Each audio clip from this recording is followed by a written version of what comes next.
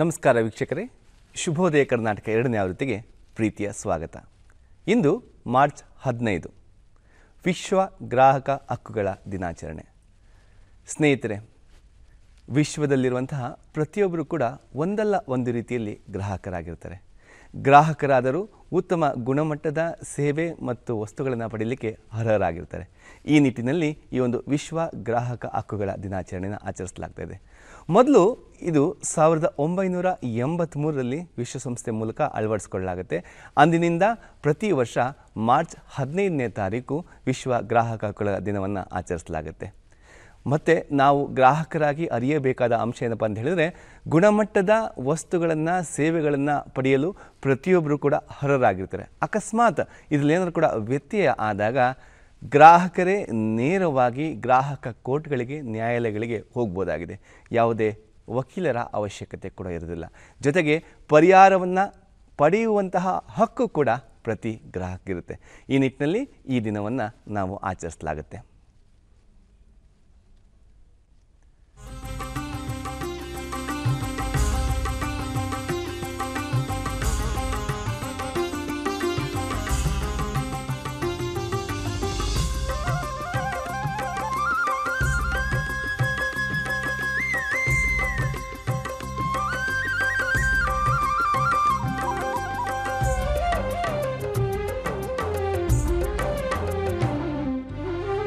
ಮೂಡಲ ಮನೆಯ ಮುಸುಕನು ಸರಿಸಿ ಕಂಗಳ ತೆರೆಸಿದೆ ಶುಭೋದಯ. ಮೂಡಲ ಮನೆಯ ಮುಸುಕನು ಸರಿಸಿ ಕಂಗಳ ತೆರೆಸಿದೆ ಶುಭೋದಯ. ಮನಸ್ಸಿನ ಮಗನು ಮೆಲ್ಲನೆ ಅರಳಿಸಿ ಚಂದನವನದಲ್ಲಿ ಗಂಧವತಿಯುತ ಹೊಮ್ಮಿಸಿ ಚಿಮ್ಮುವ ಶುಭೋದಯ.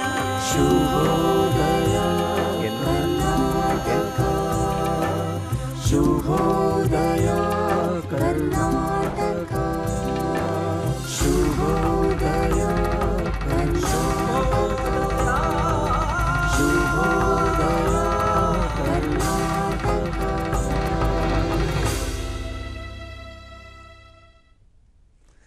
ನಮಸ್ಕಾರ ವೀಕ್ಷಕರೇ, ಶುಭೋದಯ ಕರ್ನಾಟಕ 2ನೇ ಆವೃತ್ತಿಗೆ ಪ್ರೀತಿಯ ಸ್ವಾಗತ. ಭಾರತ ಕೃಷಿ ಆಧಾರಿತ ದೇಶ. ರೈತನನ್ನು ದೇಶದ ಬೆನ್ನೆಲುಬು ಅಂತ ಕರಿತೀವಿ. ಇವತ್ತು ಕೃಷಿಯಲ್ಲಿ ತೊಡಗಿಕೊಂಡಿರುವಂಥವರು ರೈತರು ಲಾಭದಾಯಕವಾದಂತಹ ಬೆಳೆ ಬೆಳೀಲಿಕ್ಕಾಗ್ತಾ ಇಲ್ಲ, ಲಾಭವನ್ನು ಮಾಡಲಿಕ್ಕಾಗ್ತಿಲ್ಲ ಅಂತ ನಿಟ್ಟಿನಲ್ಲಿ ಬಹಳಷ್ಟು ಜನ ಯೋಚನೆ ಮಾಡ್ತಾಯಿದ್ದಾರೆ. ಇಲ್ಲ, ರೈತರು ಕೂಡ ಲಾಭದಾಯಕವಾಗಿ ಬೆಳೆಯನ್ನು ಬೆಳೀಬೋದು.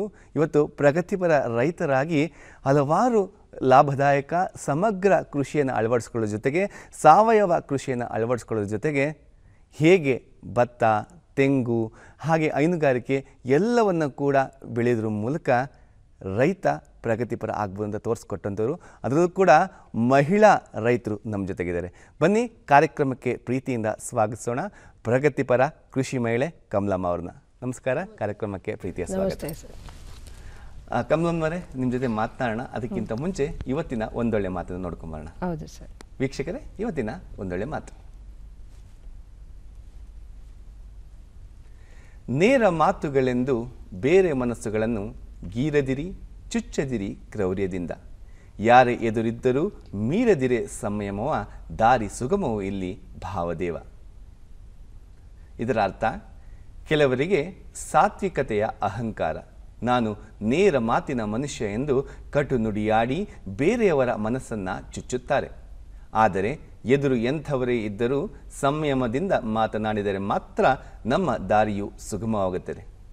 ಸಮಯವರಿತ ಸಂಯಮದ ವರ್ತನೆಯು ಎಲ್ಲರಿಗೂ ಅಗತ್ಯ. ಇದಾಗಿತ್ತು ಇವತ್ತಿನ ಒಂದೊಳ್ಳೆ ಮಾತು. ಬನ್ನಿ ಪ್ರಗತಿಪರ ಕೃಷಿ ಮಹಿಳೆ ಕಮಲಮ್ಮ ಅವರ ಜೊತೆ ಮಾತುಕತೆಯನ್ನು ಮುಂದುವರಿಸೋಣ. ಕಮಲಮ್ಮ ಅವರೇ, ತಾವು ಸಾಮಾಜಿಕ ಮಾಧ್ಯಮದಲ್ಲಿ ಬಹಳ ಪ್ರಸಿದ್ಧಿಯಾಗಿರೋದು ಕ್ಯಾಪ್ಸಿಕಮ್ ಕಮಲಮ್ಮ ಅಂತ. ಹೌದು ಸರ್. ಯಾಕೆ ಹೆಸರು ಬಂದು ತಮಗೆ? ಸರ್, ಕ್ಯಾಪ್ಸಿಕಮ್ ಎಂತು ಬಂತು ಅಂತಂದರೆ, ಫಸ್ಟು 2015-16ರಲ್ಲಿ ಒಂದು ಸ್ಕೀಮ್ ಬರ್ತು ನನಗೆ. ಪಾಲಿಹೌಸು ಮಾಡಿ ಅಂತ ಅಂದ್ಬಿಟ್ಟು ಅದಕ್ಕೆ ಅವಾಗ ಏನು ಮಾಡಿದೆ ಅಂತಂದರೆ ಒಂದು ಅರ್ಜಿ ಹಾಕ್ತೆ ಅಗ್ರಿಕಲ್ಚರ್ ಡಿಪಾರ್ಟ್ಮೆಂಟಲ್ಲಿ. ಅದೇ ಫಸ್ಟ್ ಪ್ರಿಫರೆನ್ಸ್ ಬಂದಿದ್ದು. ಫಸ್ಟು ನಾನು ನಮ್ಮ ತೋಟಗಾರಿಕೆ ಇಲಾಖೆಯಲ್ಲಿ ಹೋಗಿ ಕೇಳಿದಾಗ NHM ಸ್ಕೀಮಲ್ಲಿ ಏನಾರ ಒಂದು 1/2 ಎಕರೆಗೆ ಇದ್ರು ಕೊಡಿ ಸರ್ ಅಂತ ಅಂದದಕ್ಕೆ, ಇಲ್ಲಮ್ಮ ಇವಾಗ ಕ್ಲೋಸ್ ಆಗಿದೆ, ನೋಡೋಣ ಒಂದು ಕೃಷಿ ಭಾಗ್ಯ ಅಂತ ಒಂದು ಬರುತ್ತೆ, ಅಂಥವರೆಗೂ ವೆಯ್ಟ್ ಮಾಡಿ ಅದ್ರಲ್ಲಿ ಬೇಕಾದ್ರೆ ಕೊಡಿಸ್ತೀನಿ ಅಂತ ಹೇಳಿದರು. ಅದೇ ಥರ ನಮ್ಗೆ ಅವಾಗ ಒಂದು ಸ್ಕೀಮ್ ಬರ್ತದೋ. ಆಮೇಲೆ ಹೋಗಿ ಅಪ್ಲಿಕೇಶನ್ ಹಾಕ್ತೆ ನಾನು. ಸುಮಾರು ಜನ ಹಾಕಿದ್ರು ಅಪ್ಲಿಕೇಶನ್ನು. ಅದರಲ್ಲಿ ಫಸ್ಟು ಪ್ರಿಪೇರ್ ನಂದೇನೆ ಒಂದೇ ನಂಬರು ನನಗೆ ಲಾಟ್ರಿ ಹೊಡಿತು. ಅದರಲ್ಲಿ ನಾನು ಸಕ್ಸಸ್ ಆದೆ ಸರ್. ಸೊ ಅಲ್ಲಿಂದ ಕ್ಯಾಪ್ಸಿಕಮ್ ಅಂತೂ ಬೆಳೆಯೋಕ್ಕೆ ನಾನು ಇದನ್ನ ಮಾಡಿದೆ, ಪಾಲಿ ಹೌಸ್ ಮಾಡಿದೆ. ಆಮೇಲೆ ಮಾಡಿದ್ಮೇಲೆ ನನಗೆ ಬ್ಯಾಂಕಿಂದ ಲೋನ್ಗಳು ಸಿಕ್ತು. ಆಮೇಲೆ ಸಬ್ಸಿಡಿನೂ ಸುಧಾ ನನಗೆ 12 ಲಕ್ಷ ಸಬ್ಸಿಡಿ ಬಂತು. ಕೃಷಿ ಹೊಂಡ ವಿತ್ ಬದು ನಿರ್ವಹಣೆ ಪಾಲಿ ಹೌಸು ಇವು 3ರಿಂದ ಸೇರಿ 12 ಲಕ್ಷ. ನಮಗೆ ಜನರಲ್ ಅಲ್ವಾ 90% SC STಗೆ, ನಮಗೆ ಜನರಲ್ಗೆ 50% ನನಗೆ ಸಹಾಯ. ತಾವು ಕ್ಯಾಪ್ಸಿಕಮ್ ಬೆಳಿತೀರಲ್ವಾ, ಕ್ಯಾಪ್ಸಿಕಮ್ ಬೆಳಿತಾ ಬಣ್ಣ ಬಣ್ಣದ ಕ್ಯಾಪ್ಸಿಕಮ್ ಬೆಳಿತೀರಾ? ಹೌದು, ಕೆಂಪು ಕ್ಯಾಪ್ಸಿಕಮ್, ಕ್ಯಾಪ್ಸಿಕಮ್. ಸೊ ಹೇಗೆ ಅದು ಏನು ಅಂತ ಅಂದ್ರೆ ಸರ್, ಗ್ರೀನ್ ಅಲ್ಲಿ ನಮ್ಗೆ ಮಾರ್ಕೆಟಿಂಗು ಸಿಗಲ್ಲ. ಮಾರ್ಕೆಟಿಂಗ್ಗಳಲ್ಲಿ ಇದು ಕಲರ್ಸ್ ಅಂದ್ರೆ ಬೇರೆ ಕಡೆ ಎಲ್ಲ ಕಳಿಸ್ಬೋದು. ಅದಕ್ಕೆ ಏನ್ ಮಾಡಿದೆ, ಇದನ್ನೇ ಚಾಯ್ಸ್ ಮಾಡಿದೆ ನಾನು. ಕ್ಯಾಪ್ಸಿಕಮ್ ಮಾಡಿದ್ರೆ ಕಲರ್ ಕ್ಯಾಪ್ಸಿಕಮ್ ಅಂತ ಅಂದ್ಬಿಟ್ಟು. ಆಮೇಲೆ ಒಬ್ರು ನಮ್ಗೆ ನವಾಡ್ ಬ್ಯಾಂಕಲ್ಲಿ ವಸಂತ್ ಸರ್ ಅಂತ ಇದ್ರು, ನಮ್ಮ ಜಾಲಮಂಗ್ಲ ಪಕ್ಕದಲ್ಲಿ ಇದು ಗೆಜ್ಗೆರುಪೆ ಅಂತ ಇದೆ, ಅಲ್ಲಿ ಒಬ್ರು ಬೆಳೀತಾ ಇದ್ರು ನಮ್ಮಂತ ರೈತರುಗಳು. ಅವರು ಅಲ್ಲಿ ಕರ್ಕೊಂಡೋಗಿ ನನ್ನ ತೋರಿದ್ರು, ಈ ತರ ಇದೆ ಕಮಲಮ್ಮರೇ, ನೀವು ಮಾಡ್ಬೋದು ಅಂತ ಅಂದ್ಬಿಟ್ಟು. ಅಲ್ಲಿ ಹೋಗಿ ನಾನು ಇದೇ ತರ ಮಾಹಿತಿ ಕೇಳಿದಾಗ ಅವರು ಒಂದು 1/2 ಎಕರೆಗೆ ಫ್ಲವರ್ ಹಾಕಿದ್ರು, ಜರ್ಬೇರನ, ಒಂದು 1/2 ಎಕರೆಗೆ ಇದನ್ನ ಕ್ಯಾಪ್ಸಿಕಮ್ ಹಾಕಿದ್ರು. ಅವರಲ್ಲಿ ನಾನು ಕೇಳಿದಾಗ ಮಾಡ್ಬೋದು, ಮಾಡಿ ಕಮಲಮ್ಮರೇ, ಇದ್ರಲ್ಲಿ ಸಕ್ಸಸ್ ಆಗಿದೆ ನಮಗೆ, ನೀವು ಸಕ್ಸಸ್ ಆಯ್ತೀರಾ ಆಗಿ ಅಂತ ಅಂದ್ರು. ಅದಕ್ಕೆ ಬಂದು ನಾನೇನ್ ಮಾಡಿದೆ ಸರ್, ಅದ್ರ ಮೇಲೆ ಒತ್ತು ಜಾಸ್ತಿ ಕೊಟ್ಟು. ಎಷ್ಟು ಎಕರೆ ಬೆಳೀತಾ ಇದ್ದೀರಾ ಕ್ಯಾಪ್ಸಿಕಮ್? 1 ಎಕರೆ ಸರ್, ಅರ್ಧ ಎಕರೆ ಬೆಳೀತಾ ಇದ್ದೀರಾ. ಎಷ್ಟು ಉತ್ಪಾದನೆ ಮಾಡ್ತೀರಾ ಸರ್? ಇವಾಗ ನಾನು ಬೇರೆ 10 ಎಕರೆ ಪ್ರಾಪರ್ಟಿ ಇದ್ರೂ ಮಾವು, ತೆಂಗು, ಬಾಳೆ, ಸಪೋಟ, ಹೈನುಗಾರಿಕೆ ಇರ್ಬೋದು, ಕೃಷಿ ರೇಷ್ಮೆ ಇರ್ಬೋದು, ಎಲ್ಲತ್ರಲ್ಲೂ ಮಾಡೋದ್ಕಿಂತ ಇದ್ರಲ್ಲಿ ನನ್ಗೆ ತುಂಬಾ ಲಾಭ ಅನ್ನಿಸ್ತು. ಲಾಭ ಎಷ್ಟು ಟನ್ ಬೆಳಿತೀರಾ ಒಂದು ತಿಂಗಳಿಗೆ? ಸರ್ ಇಲ್ಲ ಅಂತಂದ್ರು ಅರ್ಧ ಎಕರೆಲಿ ಇದ್ರಲ್ಲಿ 25 ಟನ್ 20 ಟನ್ ಅವರೇಜ್ ಇರೋದು. 22-23 ಟನ್ ಅಂದ್ರೆ ನಮ್ಗೆ ಜಾಸ್ತಿ ಲಾಭ ಅನ್ನಿಸ್ತದೆ. ಹೌದು, 15 ಟನ್ ಮೇಲ್ ಬಂದ್ರೆ ನಮ್ಗೆ ಲಾಭ ಅನ್ಸುತ್ತೆ. ಹೌದು, ಓಕೆ. ಸೊ ಒಳ್ಳೇದಾಯ್ತು. ಹಾಗೆ ನೀವು ಇಷ್ಟೆಲ್ಲ ಸಮಗ್ರ ಕೃಷಿ ಮಾಡ್ತೀರಾ, ಸಾವಯವ ಕೃಷಿ ಮಾಡ್ತೀರಾ, ನಿಮ್ಮ ಜೀವನದ ಪರಿಚಯವನ್ನ ನಮ್ಮ ವೀಕ್ಷಕರಿಗೆ ಮಾಡಬೇಕನ್ನೋ ನಮ್ಮ ಆಸೆ. ನಿಮ್ಮ ಬಾಲ್ಯದ ಜೀವನ ಹೇಗಿತ್ತು ಸರ್? ಬಾಲ್ಯದ ಜೀವನ ಅಂತಂದ್ರೆ ನಮ್ದು ಜಾಲಮಂಗ್ಲ ಅಕ್ಕೂರು ಅಂತ ಅಂದ್ಬಿಟ್ಟು, ನಾನು 7th ಸ್ಟ್ಯಾಂಡರ್ಡ್ ವರ್ಗು ಅಕ್ಕೂರಲ್ಲೇ ಓದಿದೆ. ನಮ್ದು ಎಜುಕೇಶನ್ ಅಲ್ಲಾಯ್ತು. ಅಲ್ಲಿಂದ ಆಚೆಗೆ ಒಂದು 6 ಕಿಲೋಮೀಟರ್ ತವರೆಕೆರೆ ಅಂತ ಇದೆ. 9th 8th 10th ಅಲ್ಲಿ 3 ವರ್ಷ ಮಾಡಿದೆ ನಾವು. ಮಾಡಿದ್ಮೇಲೆ ನೀವು ದೊಡ್ಡವರಾಗಿ ಶಿಕ್ಷಣ ಮುಗಿಸಿದಂತಲ್ಲ, ನೀವು ಚಿಕ್ಕ ಹುಡುಗರಾಗಿದ್ದಾಗ ಹೇಗೆ ನಿಮ್ಮ ಎಷ್ಟು ಜನ ಮಕ್ಕಳು? ಅವಾಗ ಸರ್ ನಮ್ಮ ತಂದೆ ತಾಯಿ ನಮ್ಗೆ 5 ಜನ ನಾವು ಮಕ್ಕಳು. ನಮ್ಮ ಅಕ್ಕರು ಮಂಡ್ಯ ಕೊಟ್ಟಿದ್ದೀವಿ, ಭಾಗ್ಯಮ್ಮ ಅಂತ. ನಾವು 2ನೇವರು, 3ನೇವರು ನಮ್ಮ ತಮ್ಮ ಚಂದ್ರು ಅಂತ, 4ನೇವರು ನನ್ನ ತಮ್ಮ ರಂಗಸ್ವಾಮಿ ಅಂತ, 5ನೇವರು ನಮ್ಮ ಪದ್ಮ. ನಮ್ಮ ತಂದೆಯವ್ರಿಗೆ 3 ಜನ ಹೆಣ್ಮಕ್ಳು, 2 ಗಂಡು ಮಕ್ಳು. ನಮ್ಮ ತಾತಿರ್ ಕಾಲದಿಂದನೂ ನಾವು ಕೃಷಿಲೇ ತೊಡಿಕೊಂಡು ಬಂದಿದ್ದು. ನಮ್ಮ ತಂದೆ ತಾಯಿ ಆಗಿರ್ಬೋದು, ನಮ್ಮ ತಾತಿರಾಗಿರ್ಬೋದು, ನಮ್ಮ ಮುತ್ತಾತಿರಾಗಿರ್ಬೋದು, ಎಲ್ಲ ಕೃಷಿಲೇ ನಾವು ಇದನ್ನ ಮಾಡ್ಕೊಂಡು ಬಂದಿರೋದು. ನಮ್ಮ ಫ್ಯಾಮಿಲಿಲಿ ಯಾರು ಗೌರ್ಮೆಂಟ್ ಕೆಲಸದಲ್ಲಿ ಯಾರು ಇಲ್ಲ ಸರ್, ಎಲ್ಲ ಬರೀ ಕೃಷಿನೇ ಅಳವಡಿಸ್ಕೊಂಡಿರೋದು. ಅದ್ರಲ್ಲಿ ನನ್ಗೆ ಒತ್ತು ಜಾಸ್ತಿ ಬತ್ತು. ನಮ್ಮ ತಂದೆ ಹೇಳ್ತು ಅಂತಂದ್ರೆ ತೋಟದಲ್ಲಿ ಇರೋದು, ನಮ್ಮ ತಾಯಿ ಹೇಳ್ತು ಅಂದ್ರು ತೋಟಕ್ಕೆ ಹೋಗೋದು, ಕೆಲಸ ಮಾಡೋದು. ಅದ್ರಿಂದ ನಾನೇನ್ ಮಾಡಿದೆ ಅಂದ್ರೆ ಒಂದ್ 5ನೇ ಕ್ಲಾಸ್ 6ನೇ ಕ್ಲಾಸ್ ಓದ್ತಿದಾಗ್ಲೂ ನಾನು ತೋಟಕ್ಕೆ ಹೊಂಟೋಗಿವ್ನಿ. ನಮ್ಮ ಒಂದ್ ವಿಷಯ ತಮ್ಮನ್ ಕೇಳ್ಬೇಕು, ಆಗಿನ ಕಾಲದಲ್ಲಿ ಹೆಣ್ಮಕ್ಳು ಅಂತ ಹೇಳಿದ್ರೆ ಶಾಲೆ ಕಳ್ಸೋದಂತೂ ಬಹಳ ಕಷ್ಟ. ಹೌದು ಸರ್, ಇತ್ತು. ಹಬ್ಬ ಅಂತ ಹೇಳಿದ್ರೆ ತೋಟದಲ್ಲಿ ಕೆಲಸಕ್ಕೆ, ಹೊಲದಲ್ಲಿ ಕೆಲಸ ಹೊರಗಡೆ ಕಳಿಸ್ತಾ ಇರ್ಲಿಲ್ಲ. ಸೊ ಹೇಗೆ ನಿಮ್ಮ 10ನೇ ತರಗತಿಯವರು ಶಿಕ್ಷಣ ಮಾಡ್ತೀರಾ? ಹೇಗೆ ಪ್ರೋತ್ಸಾಹಿತ ಓದ್ಬೇಕು ಮನೇಲಿ ಅಂತ? ಸರ್ ನಮ್ಮ ತಂದೆ ತಾಯಿಗೆ ಅದೇ ಇತ್ತು, ನಮ್ಮ ಮಕ್ಳುಗಳ್ನ ಓದಿಸ್ಬೇಕು. ಅವ್ರ ತಂದೆಯವರು ವ್ಯವಸಾಯದಲ್ಲೇ ಬಂದವರು. ನಮ್ಮ ತಂದೆನೂ 4ನೇ ಕ್ಲಾಸ್ ಓದಿದ್ದಷ್ಟೇ, ನನ್ನೂ ಹಂಗೆ ಹಾಕೊಂಡ್ರಲ್ಲ ಅಂತ ಅಂದ್ಬಿಟ್ಟು ಅದ್ರಲ್ಲೂ ಒಂದ್ ಕಡೆ ನಮ್ಮ ತಂದೆಯವ್ರಿಗಿದ್ರು ತಿರ್ಗಾ ನಮ್ಮ ಮಕ್ಳನ್ಗೆ ಎಜುಕೇಶನ್ ಕೊಡಿಸ್ಬೇಕು ಅನ್ನೋದು ಒಂದಿತ್ತು. ಅವಾಗ ನಾವೇನ್ ಮಾಡಿದ್ವಿ, ಓದೋಣ ಅಂತ ಓದ್ವಿ. ನನ್ಗೆ ಯಾಕೋ ಓದೋದ್ರ ಮೇಲೆ ಇಂಟ್ರೆಸ್ಟ್ ಇಲ್ಲ ಸರ್. ನಮ್ಮ ತಂದೆ ಜೊತೆಲಿ ಹೋಗಿ ಕೆಲಸ ಮಾಡ್ಬೇಕು ಅನ್ನೋದೇ ನನ್ಗೆ ಇಂಟ್ರೆಸ್ಟ್, ಸಣ್ಣ ಮಗಿಂತವಿಂದಲೂ ಅಷ್ಟೇನೆ. ನಮ್ಗೆ ಅವಾಗೆಲ್ಲ ಮಾಸ್ಟರ್ಗಳು ನಾವೇನಾರ ಕದ್ರೆ ಹುಡುಗರು ಕಳ್ಸೋದು, ಇಲ್ಲ ಮಾಸ್ಟರ್ಗಳನ್ನ ಬೇರೆ ಅವರೇ ಬಂದು ತೋಟಕ್ಕೆ ಕರ್ಕೊಬರೋದು, ಈ ತರ ಇತ್ತವ. ಒಂದ್ಸರಿ ಕೇಳ್ಪಟ್ಟಿದ್ದೆ, 6ನೇ ಕ್ಲಾಸ್ ಓದುವಾಗ ಹೌದು ಸರ್, ಸ್ಕೂಲ್ಗೆ ಹೋಗ್ತಾ ಇರ್ಲಿವಂತೆ, ಮಾಸ್ಟರ್ ಬಂದು ಕರ್ಕೊಂಡೋಗಿದ್ರು, ಹೊಡೆದಿ ಕರ್ಕೊಂಡೋಗಿದ್ರು. ನಮ್ಮ ತಂದೆ ಜೊತೆಲಿ ನಾನು ತರಕಾರಿ ಬೆಳೀತಾ ಇದ್ದೆ. ಏನಮ್ಮ ಈ ತರ ಎಲ್ಲ ನೀನ್ ಮಾಡ್ತೀಯಾ ಅಂತ ಅಂದ್ಬಿಟ್ಟು ಕರ್ಕೊಂಡೋಗಿ ನನ್ಗೆ ಎಷ್ಟೋ ಸರಿ ಹೊಡೆದಿದ್ದಾರೆ ಮಾಸ್ಟರ್ಗಳೇನೆ, ನೀನ್ ಹೋಗೋಗಿ ನಿಮ್ ತಂದೆ ಜೊತೆ ಕೆಲಸ ಮಾಡ್ತೀಯಾ, ಸ್ಕೂಲ್ಗೆ ಬರಕ್ಕೆ ಇಂಟ್ರೆಸ್ಟ್ ಇಲ್ವಾ ಅಂತ. ನನ್ಗೆ ಅದೇ ಜಾಸ್ತಿ, ನನ್ಗೆ ಓದೋದ್ರ ಮೇಲೆ ಇಂಟ್ರೆಸ್ಟ್ ಇಲ್ಲ, ಕದ್ದಿ ಓಡೋಗ್ಬಿಡ್ತಿದೆ ತೋಟಕ್ಕೆ. ಸೊ ಹಾಗಾಗಿ ಆ ಕೃಷಿ ಬಗ್ಗೆ ಬಾಲ್ಯದಿಂದಲೇ ಬಹಳಷ್ಟು ಆಸಕ್ತಿ ಬಂತು. ಸೊ ಅದಾದ ನಂತರ SLC ಗೆ ಶಿಕ್ಷಣ ಮುಗಿಸ್ತೀರಾ, ಹೋದ ತಕ್ಷಣ SLC ಆದ ತಕ್ಷಣ ಮನೇಲಿ ಯೋಚನೆ ಮಾಡ್ತೀರಾ ಮದುವೆ ಮಾಡ್ಬೇಕು ಅಂತ ಹೇಳ್ಬಿಟ್ಟು. ಸೊ ಆಮೇಲೆ ಎಲ್ಲಿಗೆ ಮದುವೆ ಆಗಿ ಮದುವೆ ಆಗಿ ನನ್ಗೆ ಮಾಯಗನಹಳ್ಳಿ ಅಂತ ಅಂದ್ಬಿಟ್ಟು ರಾಮನಗರ ತಾಲೂಕು, ರಾಮನಗರ ಜಿಲ್ಲೆ, ಕಸ್ಬಾ ಹೋಬಳಿ, ಮಾಯಗನಹಳ್ಳಿಗೆ ಮದುವೆ ಮಾಡ್ಕೊಂಡು ಬಂದ್ವಿ. ಇಲ್ಲೂ ನಮ್ಮ ತಂದೆಯವರು ಅವಾಗ ಡಿಪ್ಲೊಮಾ ಮೆಕ್ಯಾನಿಕಲ್ ಇಂಜಿನಿಯರ್ ಆಗಿ ಕೋಲಾರ ಇದ್ರೊಳಗೆ ಕೆಲಸ ಮಾಡ್ತಾ ಇದ್ದು, ರಿಜನ್ ಮಾಡಿದ್ದಾರೆ. ಆಮೇಲೆ ಇಲ್ಲೂ ನಮ್ಮ ಈ ಕುಟುಂಬದಲ್ಲೂ ವ್ಯವಸಾಯದಲ್ಲಿ ಭಾಗವಹಿಸ್ತಾ ಇದ್ರು. ಇಲ್ಲಿ ಮದುವೆ ಆಗಿ ಬಂದ ತಕ್ಷಣ ಇಲ್ಲೂ ಕೂಡ ನನ್ಗೆ ಅದೇ ಒಂದ್ ಸ್ವಲ್ಪ ಫೀಲ್ಡೇನೆ ನನ್ಗೊಂದ್ ಸ್ವಲ್ಪ ಅನ್ನಿಸ್ತು. ನಮ್ಮ ಯಜಮಾನ್ರ ಅವಾಗ ರಾಮನಗರದಲ್ಲಿ ಅಂಗಡಿನೂ ಹಾಕೊಂಡಿದ್ರು, ಬೋರ್ವೆಲ್ ಅಂಗಡಿನ, ಪಂಪ್ ಸೆಟ್ ವಿತ್ ಅವರೇ ಓನ್ ಆಗಿ ಮಾಡ್ತಾ ಇದ್ರು. ಆದ್ರೂ ಅವ್ರು ಅಲ್ಲಿದ್ರು ನಾನು ಇಲ್ಲಿ ವ್ಯವಸಾಯಕ್ಕೆ ತೊಡಿಕೊಂಡಿದ್ದೆ. ಸೊ ಆರಂಭದಲ್ಲೇ ಸಾವಯವ ಕೃಷಿಗೆ ಇಳಿತೀರಾ ಅಥವಾ ಹೇಗೆ? ಸರ್ ಅದು ಹೇಗೆ ಅಂತಂದ್ರೆ ನನ್ಗೆ ಆಮೇಲೆ ಏನಾಯ್ತು ಅಂತಂದ್ರೆ ಹೇಳ್ಬಾರ್ದು, ಆದ್ರೂ ಹೇಳ್ತಾ ಇದೀನಿ. ನಮ್ಗೆ ಭತ್ತ ಬೆಳಿಬೇಕು ಅನ್ನೋದು ಒಂದ್ ಸ್ವಲ್ಪ ಆಸಕ್ತಿ ಜಾಸ್ತಿ. ನೀರಾವರಿ ಇತ್ತು. ನಾವು ಬರತ್ತು ಮುಂದೆನೆ ನಮ್ಮ ಯಜಮಾನ್ರೆ ಬೋರ್ ಕೊರ್ಸಿದ್ರು ಅದನ್ನ, ಮತ್ತೆ ನಮ್ಮವರೇನೆ. ಆಮೇಲೆ ಅದು ನಾನೇನ್ ಮಾಡಿದೆ, ಒಂದ್ಸರಿ ನಮ್ಮ ಅಗ್ರಿಕಲ್ಚರ್ ಡಿಪಾರ್ಟ್ಮೆಂಟ್ಗೆ ಹೋದೆ. ಅಲ್ಲಿ ಅವಾಗ ಏನಿತ್ತು ಅಂತಂದ್ರೆ, ಆಗ 2000ನೇ ಇಸ್ವಿಲಿ ಅವಾಗೆಲ್ಲ ಏನಿತ್ತು ಅಂತಂದ್ರೆ ದೊಡ್ಡ ರೈತರಿಗೆ ಏನು ಸಹಾಯಧನ ಸಿಗ್ತಾ ಇರ್ಲಿಲ್ಲ. ಅತಿ 1 ಎಕರೆ 2 ಎಕರೆ ಅಂತವ್ರಿಗೆ ಸಹಾಯಧನ ಸಿಗ್ತಾ ಇತ್ತು. ಅವಾಗ ನಾನು ಭತ್ತ ಪರ್ಚೇಸ್ ಮಾಡಕ್ ಹೋದೆ. ಸರ್ ಭತ್ತ ಕೊಡಿ, ನಾವು ಭತ್ತ ಬೆಳಿಬೇಕು, ನನ್ಗೆ ಆಸಕ್ತಿ ಇದೆ ಅಂತ. ಇಲ್ಲಮ್ಮ ನಿಮ್ಗೆ 10 ಎಕರೆ ಜಮೀನಿದೆ, ಅವ್ರಿಗೆ ಕೊಡಕ್ ಬರಲ್ಲ, ಸಣ್ಣ ಹಿಡುವಳಿದಾರರಿಗೆ ಮಾತ್ರ ಇದು ಸ್ಕೀಮ್ ಬಂದಿರೋದು ಅಂದ್ರು. ಆಮೇಲೆ ಹಂಗೆ ಜಗಳ ಮಾಡ್ಕೊಂಡು ಬಂದ್ಬಿಟ್ಟೆ. ಹೋಗ್ಲಿ ಬಿಡಿ, ನೀವು ಕೊಡ್ದೇರ ಅಷ್ಟೇ ಅಂದೈತೆ ಬಿಡಿ ಸರ್, ಹಂಗಾರೆ ದೊಡ್ಡ ರೈತರಿಗೆ ಏನು ಸಹಾಯಧನ ಇಲ್ಲ, ಹಂಗಾರೆ ಸಣ್ಣ ಪುಟ್ಟ ರೈತರುಗಳಿಗೆ ಮಾತ್ರ ನೀವು ಇಲ್ಲಿ ಇದನ್ನ ಮಾಡ್ತಾ ಇದ್ದೀರಾ ಅಂತ ಗಲಾಟೆ ಮಾಡ್ಕೊಂಡು ಬಂದ್ಮೇಲೆ, ಆಮೇಲೆ ನಮ್ಮ ಮನೆಯವ್ರಿಗೆ ಹೇಳ್ದೆ, ಈ ಥರ ಅಂದ್ಬಿಟ್ರು ನನಗೆ ಇಲಾಖೆ ಒಳಗೆ ಓದೋದಕ್ಕೆ. ಆಮೇಲೆ ಅವಾಗ 4 ಟಿಲ್ಲರ್ ಇತ್ತು ನಮ್ಮದು. ನಾನು ಇದರೊಳಗೆ ಬ್ಯಾಂಕಲ್ಲಿ ಲೋನ್ ತಗೊಂಡು ಟಿಲ್ಲರ್ ತೊಗೊಂಡಿದ್ದೆ ಅವಾಗ. ಆಮೇಲೆ ಮಾಡಲೇಬೇಕಲ್ಲ ಟಿಲ್ಲರ್ ತೊಗೊಂಡೋರ್ಷ ಅಂತ ಅಂದ್ಬಿಟ್ಟು ಏನು ಮಾಡಿದೆ, ಅಕ್ಕಪಕ್ಕ ಆಲೆ ಬದು ಮೇಲೆ ಎಸ್ತಿದ್ರ ಪೈರುಗಳನ್ನ, ಅದನ್ನ ತಂದು ಒತ್ಕೊಂಡು ಬಂದು ಮಾಡಲೇಬೇಕು ಇವ್ರ ಅಟ್ಟಕ್ಕೆ ಅಂತ ಅಂದ್ಬಿಟ್ಟು ಏನು ಮಾಡಿದೆ, ಮೇನ್ ರೋಡ್ ಸೈಡಲ್ಲಿ ಇದೆ ಗದ್ದೆ ಮಾಡಿದ್ವಿ ಶ್ರೀ ಪದ್ಧತಿಲಿ. 120 ಪೈರ್ ನೆಟ್ಟಿ, ಅದನ್ನ ಜಾಸ್ತಿ ನೆಡಕ್ ಹೋದ್ರೆ ನನಗೆ ಪೈರ್ ಶಾರ್ಟೇಜ್ ಆಯ್ತದೆ. 120 ಪೈರ್ ನೆಟ್ಕೊಂಡ್ರೆ ಫುಲ್ ಎಲ್ಲ ಆಗುತ್ತಲ್ಲ 1 ಎಕರೆಗೆ ಅಂತ ಅಂದ್ಬಿಟ್ಟು ಅದನ್ನ ಹಾಕೊಂಡ್ಮೇಲೆ, ಆಮೇಲೆ ಇವರು ಕೆಂಪರಾಜ್ ಅಂತ ಅಂದ್ಬಿಟ್ಟು ಡೈರೆಕ್ಟರ್ ಆಗಿದ್ರು ನಮ್ಮ ಅಗ್ರಿಕಲ್ಚರ್ ಡಿಪಾರ್ಟ್ಮೆಂಟ್ಗೆ.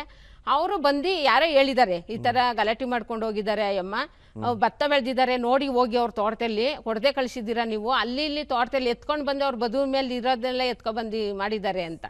ಆಮೇಲೆ ಬಂದರು ನಮ್ಮ ಯಜಮಾನ್ರು, ಗೇಟಿಂದ ಆಚೆ ನಿಂತ್ಕೊಳ್ಳಿ ಬರಬೇಡಿ ಅಂತ ಅಂದರು. ಆಮೇಲೆ ನಾನೇ ಅಂದೆ, ಬೈಬಾರ್ದು, ಅವರಂತೂ ನಮ್ಗೆ ಹಂಗೆ ಮಾಡಿ ಕಳಿಸಿದ್ದಾರೆ, ನೀವು ಬೈಯಕ್ಕೆ ಹೋಗ್ಬೇಡಿ, ಬರಲಿ ಅದೇನು ಹೇಳ್ತಾರೆ ಹೇಳಿ ನೋಡಲಿ ಅದನ್ನ ಅಂದೆ.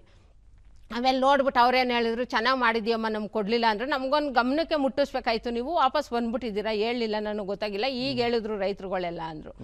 ಆಮೇಲೆ ಹಂಗೆ ಅಂತಲೇ ಒಂದು ಪ್ರಶಸ್ತಿಗೆ ಅರ್ಜಿ ಹಾಕಮ್ಮ ನೀನು ಅಂದರು. ಎಲ್ಲಿ ಸರ್ ಅಂತಂದೆ. GKVKಲ್ಲಿ ನೀನು ದುಡ್ಡನ್ನು ಇದ್ರ ಬಗ್ಗೆ ಕೇಳಕ್ಕೆ ಹೋಗ್ಬೇಡ, ಒಂದು ಪ್ರಶಸ್ತಿ ನಿಮಗೆ ಕೊಡಬೇಕು, ನಾವು ಕೊಡ್ತೀವಿ, ನೀವು ಅರ್ಜಿ ಹಾಕಿ ಅಂದರು. ಆಯಿತು ಸರ್ ಹಾಕ್ತೀನಿ ಅಂತ ಅಂದ್ಬಿಟ್ಟು ಹಾಕ್ತಾವೆ. ಅಲ್ಲಿ 2009ರಿಂದ ಈಚೆಗೆ ಒಂದು ಪ್ರಶಸ್ತಿಗೆ ಅರ್ಜಿ ಹಾಕಿದ್ಮೇಲೆ ಜಿಲ್ಲಾ ಮಟ್ಟದೊಂದು ಪ್ರಶಸ್ತಿ ಸಿಕ್ತು ಸರ್. ಆಮೇಲೆ ಇನ್ನ ಮಾಡಬೇಕು ಅಂತ ಉತ್ತೇಜನ ಜಾಸ್ತಿ ಆಯ್ತು.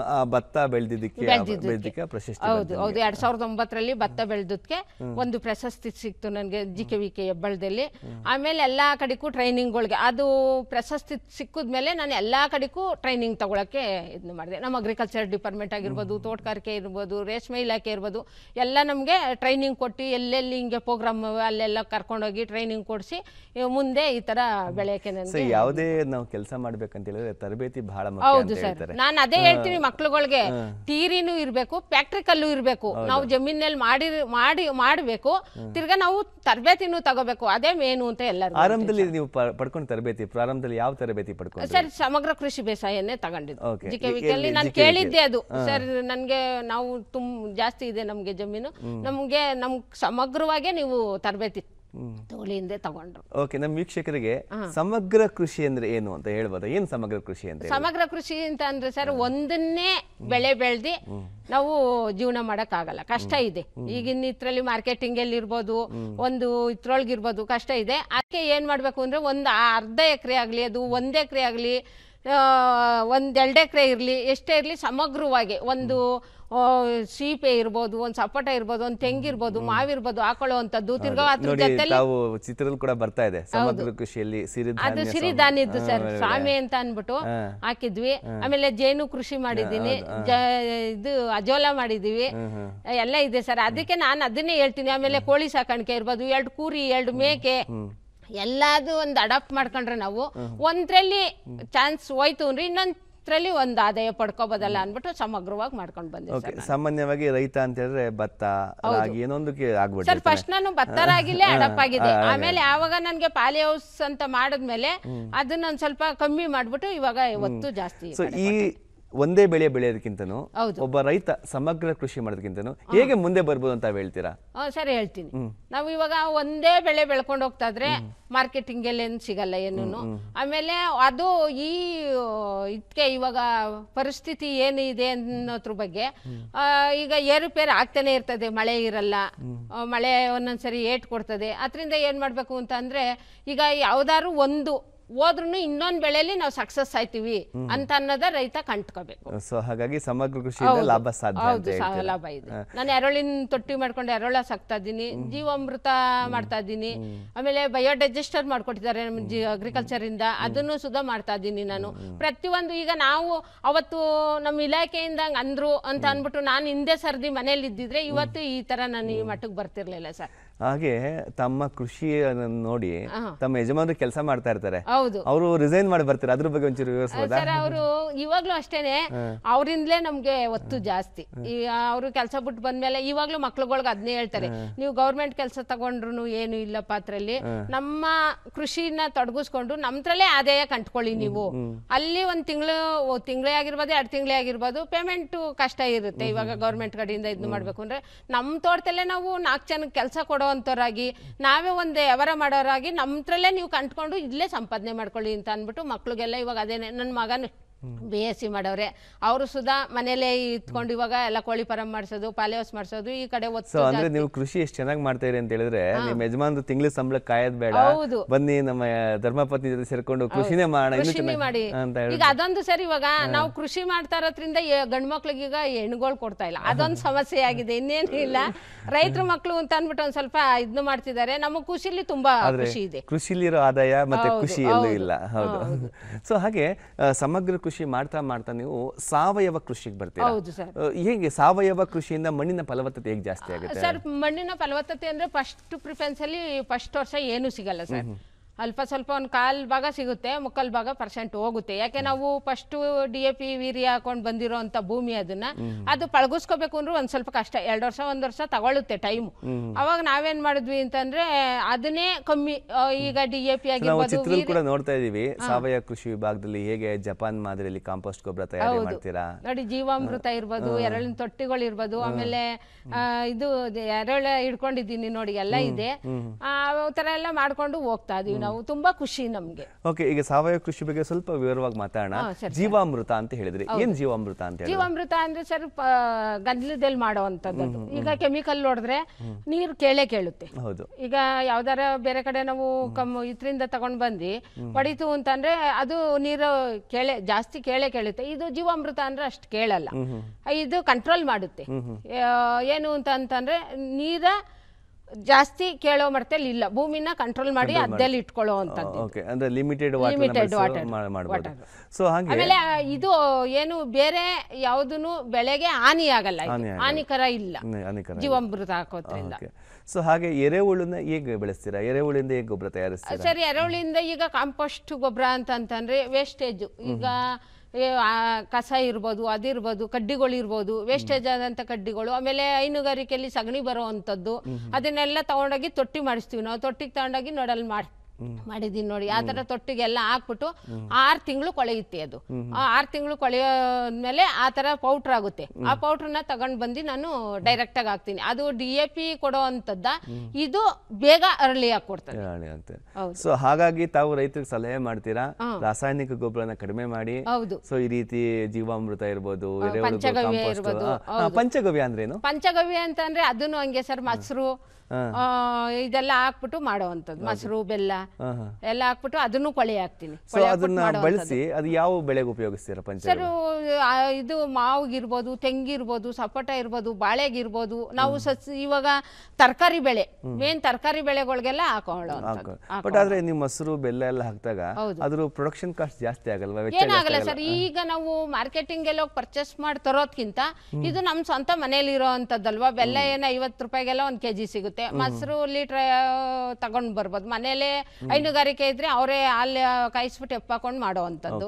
ಇದೇನೇನು ಇದು. ಸೊ ಹಾಗಾಗಿ ಆ ಬೆಲೆಗಿಂತ ಈ ಬೆಲೆ ಇದು ಅದೇ ಖರ್ಚು ಕಮ್ಮಿ ಆಗುವಂತದ್ದು. ಅದ್ರಲ್ಲಿ ಈಗ ಬೇರೆ ಕಡೆ ಪರ್ಚೇಸ್ ಮಾಡಿ ತಂದು ಹೊಡೆಯೋ ಔಷಧಿಗಿಂತ ಅದು ಜಾಸ್ತಿ ಇದು ಕಮ್ಮಿ. ಓಕೆ. ಸೊ ಹಾಗೆ ತಾವು ರೇಷ್ಮೆ ಹುಳ ಕೂಡ ಸಾಕಣೆ ಮಾಡ್ತೀರಾ. ಸೊ ಅದ್ರ ಬಗ್ಗೆ ಸ್ವಲ್ಪ ವಿವರವಾಗಿ ಹೇಳ್ಬೋದಾ? ರೇಷ್ಮೆ ಸಾಕಣೆ ಹೇಗೆ, ಯಾವಾಗ ಪ್ರಾರಂಭ ಮಾಡಿದಿರಿ? ಸರ್ ನಾನು ಈಗ 2003 ಅದು ರೇಷ್ಮೆ ಪ್ರಾರಂಭ ಮಾಡಿದ್ದು. ಎಲ್ಲ ಇತ್ತು ಸರ್ ನಮ್ಮ ತೋಟದಲ್ಲಿ. ರೇಷ್ಮೆ ಒಂದಿರಲಿಲ್ಲ. ಬಂದಂಥ ರೈತರುಗಳೆಲ್ಲ ಹಂಗೆ ಅನ್ನೋರು. ಆಮೇಲೆ ನಮ್ಮ ಆಫೀಸ್ಗಳೆಲ್ಲೂ ಹಂಗೆ ಕೇಳೋರು, ಕಮಲಮ್ಮ ಎಲ್ಲ ಮಾಡ್ಕೊಂಡಿದ್ಯಾ, ನಿಮ್ಮ ರೇಷ್ಮೆ ಒಂದಿಲ್ಲ, ಅದನ್ನು ಮಾಡ್ಬಿಡಿ, ನಮ್ಮ ಇಲಾಖೆಯಿಂದ ಸಹಾಯಧನ ಸಿಗ್ತದೆ ಅಂತ ಹೇಳಿದ್ರು ನಮ್ಮ ಡೈರೆಕ್ಟ್ರು. ಆಮೇಲೆ ಹೋಗಿ ಕೇಳಿದಾಗ ಆಯ್ತು ಕೊಡ್ತೀನಿ ಅಂದರು. ಅದರಲ್ಲೂ ನಮಗೆ ಸಬ್ಸಿಡಿ ಸಿಕ್ಕಿದೆ. ಆಮೇಲೆ ಮನೆಗೂ ಕೊಟ್ಟಿದ್ದಾರೆ, ಮನೆ ಕಟ್ಸ್ಕೊಳಕ್ಕೂ ಸುಧಾ ಕೊಟ್ಟಿದ್ದಾರೆ. 1,10,000 ಮನೆಗೆ ಕೊಟ್ಟರು. ಈಗ ರೇಷ್ಮೆ ನೋಡಿ ಮಾಡ್ತಾ ಇದ್ದೀನಿ. ಇದು V1 ಕಡ್ಡಿ ಅಂತ ಅಂದ್ಬಿಟ್ಟು, ಇನ್ನೊಂದು G4 ಅಂತ ಇದೆ, ಅದು ಮರಗಡ್ಡಿಲ್ ಮಾಡಿಸಿದ್ದೀನಿ. ಅದನ್ನ ಹಿಡಿಲಿಲ್ಲ ಸರ್ ಫೋಟೋ, ಇತ್ತು ನಿಮ್ಗೆ ಕಳಿಸ್ಲಿಲ್ಲ ಅಷ್ಟೇ. ಜಾಸ್ತಿ ಆಯ್ತಾ ಫೋಟೋಗಳು ಅಂತ ನೋಡಿ. ಅದು ಸ್ಟ್ಯಾಂಡು ಮನೆ ಕಟ್ಸ್ಕೊಟ್ಟಿರೋದು ನಮ್ಮ ರೇಷ್ಮೆ ಇಲಾಖೆಯವರೇನೆ. ಅದ್ರಲ್ಲಿ ಏನ್ ಸರ್ ಇವಾಗ ಅವಾಗೆಲ್ಲ ಸೊಪ್ಪ ಬುಡ್ಸಿ ಆಗ್ತಿದ್ದೋ, 5 ಸೊಪ್ಪು 4 ಸೊಪ್ಪು ಅಂತ ನಮ್ಮ ತಂದೆಯವ್ರು ಬೆಳೀತಿದ್ದಾಗೆಲ್ಲ ಆಗ್ತಿದ್ದೋ ನಾವು. ಇವಾಗ ಇದೇನು ಇಲ್ಲ, 3 ಸೊಪ್ಪು. ನಾವು ಸೀಮೆ ಹುಲ್ಲು ಹಸಿಗೆ ತಗೊಂಡೋಗಿ ಯಾವ ತರ ಕೂದಾಕ್ತಿವೋ ಆ ತರ ತಗೊಂಡೋಗಿ ಸ್ಟ್ಯಾಂಡಲ್ಲಿ ಒದ್ದಿಸೋವಂಥದ್ದು. ತುಂಬಾ ಅವಾಗ 5 ಜನ 6 ಜನ ಕೆಲಸ ಮಾಡೋವಂಥದ್ದು. ಇವಾಗ 2 ಆಳು ಕೆಲಸ 100 ಮಟ್ಟ ಸಾಕಬಹುದು. ರಾಮನಗರ ಅಂದ್ರೆ ರೇಷ್ಮೆ ನಗರ ಅಂತ ಕರೀತಾರೆ.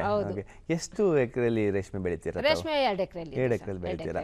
ಸೊ ಅದನ್ನ ಪ್ರೊಸೆಸ್ ಮಾಡಿ ಹೇಗೆ ಮಾರಾಟ ಮಾಡ್ತೀರಾ? ಸರ್ ಈ ಮಾರ್ಕೆಟಿಂಗ್ ಇದೆ, ಅದಕ್ಕೆ ಮಾತ್ರ ಮಾರ್ಕೆಟಿಂಗ್ ಇದೆ. ರೇಷ್ಮೆಗೆ ರಾಮನಗರದಲ್ಲೇ ಇದೆ ಅದು ಮಾರ್ಕೆಟಿಂಗು. ಏನು ಅಂತಂದ್ರೆ ಅವಾಗ ಎಲ್ಲ ನಾವು ಸಣ್ಣ ಹುಡುಗರಲ್ಲಿ ನಮ್ಮ ತಂದೆಯವ್ರು ಮಾಡ್ತಿದ್ದಾಗ ಮೊಟ್ಟೆನ ತಂದು ಒಡಿಸಿ ಚಾಕಿ ಮಾಡಿ ಹುಳ ಬೆಳಿತಿದ್ವಿ. ಇವಾಗ ಏನಿಲ್ಲ, 2 ಜರ್ದು ಹುಳ ಕೊಡ್ತಾರೆ, ಇಂಡೆಂಡ್ ಹಾಕ್ಸ್ತು ಅಂತಂದ್ರೆ ಅದನ್ನ ತಂದು ಒಂದು 15 ದಿವಸ ಕಾಪಾಡ್ಕೊಂಡ್ರೆ ಹುಳ ಹಣ್ಣಾಗುತ್ತೆ. ಸೊ ಅದಾದ್ಮೇಲೆ ಅದನ್ನ ಪ್ರೊಸೆಸಿಂಗ್ ಮಾಡ್ತೀವಿ, ಚಂದ್ರಿಕೆಗೆ ಬಿಡ್ತೀವಿ, ಅದನ್ನ ಎಡಿತೀವಿ, ತಗೊಂಡೋಗಿ ಮಾರ್ಕೆಟ್ ಕೊಡ್ತೀರಾ. ಅದ್ರ ಸಮಸ್ಯೆ ಏನಿಲ್ಲ ಸರ್, ಮಾರ್ಕೆಟಿಂಗ್ ಇದೆ ಅದ್ರದ್ದು. ಸೊ ಅದು ಕೂಡ ಲಾಭದಾಯಕ. 20 ದಿವಸ ತಿಂಗಳಿಗೆ, 1 ವರ್ಷಕ್ಕೆಲ್ಲ 5 ಬ್ಯಾಚ್ 6 ಬ್ಯಾಚ್ ಕ್ಲೀನ್ ಆಗಿ ಮಾಡ್ಕೊಂಡು. ಸೊ ಅದಾದ್ಮೇಲೆ ರೇಷ್ಮೆ ಜೊತೆಗೆ ಇನ್ನು ಸಮಗ್ರ ಕೃಷಿ, ತಮ್ಮ ಹತ್ರ ಮಾತಾಡ್ಬೇಕಾದ್ರೆ ಸಮಗ್ರ ಕೃಷಿ ಬಗ್ಗೆ ಮಾತನಾಡ್ಬೇಕು. ಆಕ್ಚುಲಿ ಬಾಳೆ ಬೆಳಿತೀರಾ? ಸೊ ಬಾಳೆ ಬೆಳೆ ಬಗ್ಗೆ ಸರ್, ಬಾಳೆ ಅಂತಂದ್ರೆ ನಾನು ಇವಾಗ ಮಾರ್ಕೆಟಿಂಗ್ ತಗೊಂಡೋಗಿ ಆಗ್ತಾ ಇಲ್ಲ. ಬಾಳೆನ ಬೆಳೆದಂತದ್ದ ನಾನು ಸ್ವಂತ ಮನೇಲೇನೆ ಒಂದು 5 ಗೊನೆ 6 ಗೊನೆ ಕಟ್ ಮಾಡ್ಕೊಳ್ಳೋದು, ಬಂದಿರೋ ಅಂತ ಗೊನೆಗಳ ಕಟ್ ಮಾಡ್ಕೊಂಡು ಅದಕ್ಕೆ ಜೀವಾಮೃತ ಮಾಡ್ತಾ ಇದೆ. ಜೀವಾಮೃತ ಮಾಡಿರೋದ ಒಂದು 200 ಮಿಲಿನ ಅದು ಮುಂದೆ ಬರುತ್ತೆ. ಇದು ಇಷ್ಟಪ್ಪ ಮುಂದೆ ಹೂ ಇರ್ತದಲ್ಲ, ಅದನ್ನ ಕಟ್ ಮಾಡ್ಬಿಟ್ಟು ವೈಟ್ ಇದಕ್ಕೆ ಹಾಕೊಂಡು 200 ಲೀಟ್ರ್ 50 ಲೀಟ್ರ್ ಕಟ್ಬಿಡ್ತೀನಿ. ಅದು ತೂಕನೂ ಬರುತ್ತೆ, ಟೇಸ್ಟು ಇರುತ್ತೆ ಬಾಳೆಹಣ್ಣು. ಅದಕ್ಕೆ ಅದನ್ನ ನಾನು ಅದ್ರಲ್ಲೂ ಒಂದು ನಮ್ಮ ಇದ್ರೊಳಗೆ IHR ಹೆಸರುಘಟ್ಟ ಅಲ್ಲೂ ಒಂದು ಸನ್ಮಾನ ಆಗಿದೆ. ಅದನ್ನು ಬಂದು ಎಲ್ಲ ವಿಜ್ಞಾನಿಗಳು ಟೆಸ್ಟ್ ಮಾಡಿ ಅದಕ್ಕೂ ಒಂದು ಸನ್ಮಾನ ಮಾಡಿದ್ರು. ಅದರಿಂದ ಅದು ಟೇಸ್ಟ್ ಇರೋದ್ರಿಂದ ಏನ್ ಮಾಡ್ತೀನಿ ಅಂದ್ರೆ, ಮಾರ್ಕೆಟಿಂಗ್ ಇದು ಸಾವಯವದಲ್ವಾ, ಮಾರ್ಕೆಟಿಂಗ್ ಅಷ್ಟು ಕೊಡಲ್ಲ. ಈಗ ವೀರ್ಯ DAP ಹಾಕಿ ಬೆಳೆದಿರೋ ಅಂತದ್ದು ಮಾರ್ಕೆಟಿಂಗ್ ಏನದೋ ಅದನ್ನ ನಾನು ಕೊಡ್ತಾರೆ ಅಮೌಂಟು. ಅದಕ್ಕೆ ನಾನೇನ್ ಮಾಡ್ತೀನಿ ಅಂದ್ರೆ, ನಮ್ ಜನಗಳು ಚೆನ್ನಾಗಿರ್ತಾರೆ ಸಾವಯವದಲ್ಲಿ ಬೆಳೆದಿದ್ದು ಅಂತ ಅಂದ್ಬಿಟ್ಟು ನಾನು ಆ ತರ ಮಾಡ್ಕೊಂಡು ಇಲ್ಲೇ ಮಾರ್ಕೆಟಿಂಗ್, ಮನೆ ಹತ್ರನೇ ಮಾರ್ಕೆಟಿಂಗ್ ಮಾಡಿ ಸೇಲ್ಸ್ ಮಾಡಿ. ತೆಂಗು ಕೂಡ ಬೆಳಿತೀರಾ? ತೆಂಗು ಅಷ್ಟೇ ಸರ್, ತೆಂಗುಗೂ ಅಷ್ಟೇನೆ ಗೊಬ್ಬರ ಹಾಕುವಂತದ್ದು, ಈಗ ಜೀವಾಮೃತ ಉಯ್ಯುವಂತದ್ದು, ಹಿಂಡಿ ಇವೇನೆ. ನಾನು ಜಾಸ್ತಿ ಏನು ಬೇರೆದು ಯಾವ್ದು ಕೆಮಿಕಲ್ ಹಾಕಲ್ಲ. ಹಿಂಡಿ ಹಾಕುವಂಥದ್ದು, ಉಪ್ಪು ಹಾಕುವಂಥದ್ದು ಇಷ್ಟ ಹಾಕಿ ಚೆನ್ನಾಗಿ ಮಾಡಿ. ಎಷ್ಟು ಮರಗಳಿವೆ ತೆಂಗು? 50 ಇದೆ. 50 ಮರ. ಬಾಳೆ ಎಷ್ಟಿದೆ? ಬಾಳೆ ಈಗ ಅಲ್ಲಿಗೆ 1,500 ಇದೆ. ತೆಂಗು ಮರ ಬೆಳೆದಾಗ ಎಳ್ನೀರು ಮಾಡ್ತೀರಾ ಅಥವಾ ಇಲ್ಲ ಎಳ್ನೀರು ಮಾಡಲ್ಲ ಸರ್, ಕೊಬ್ಬರಿ.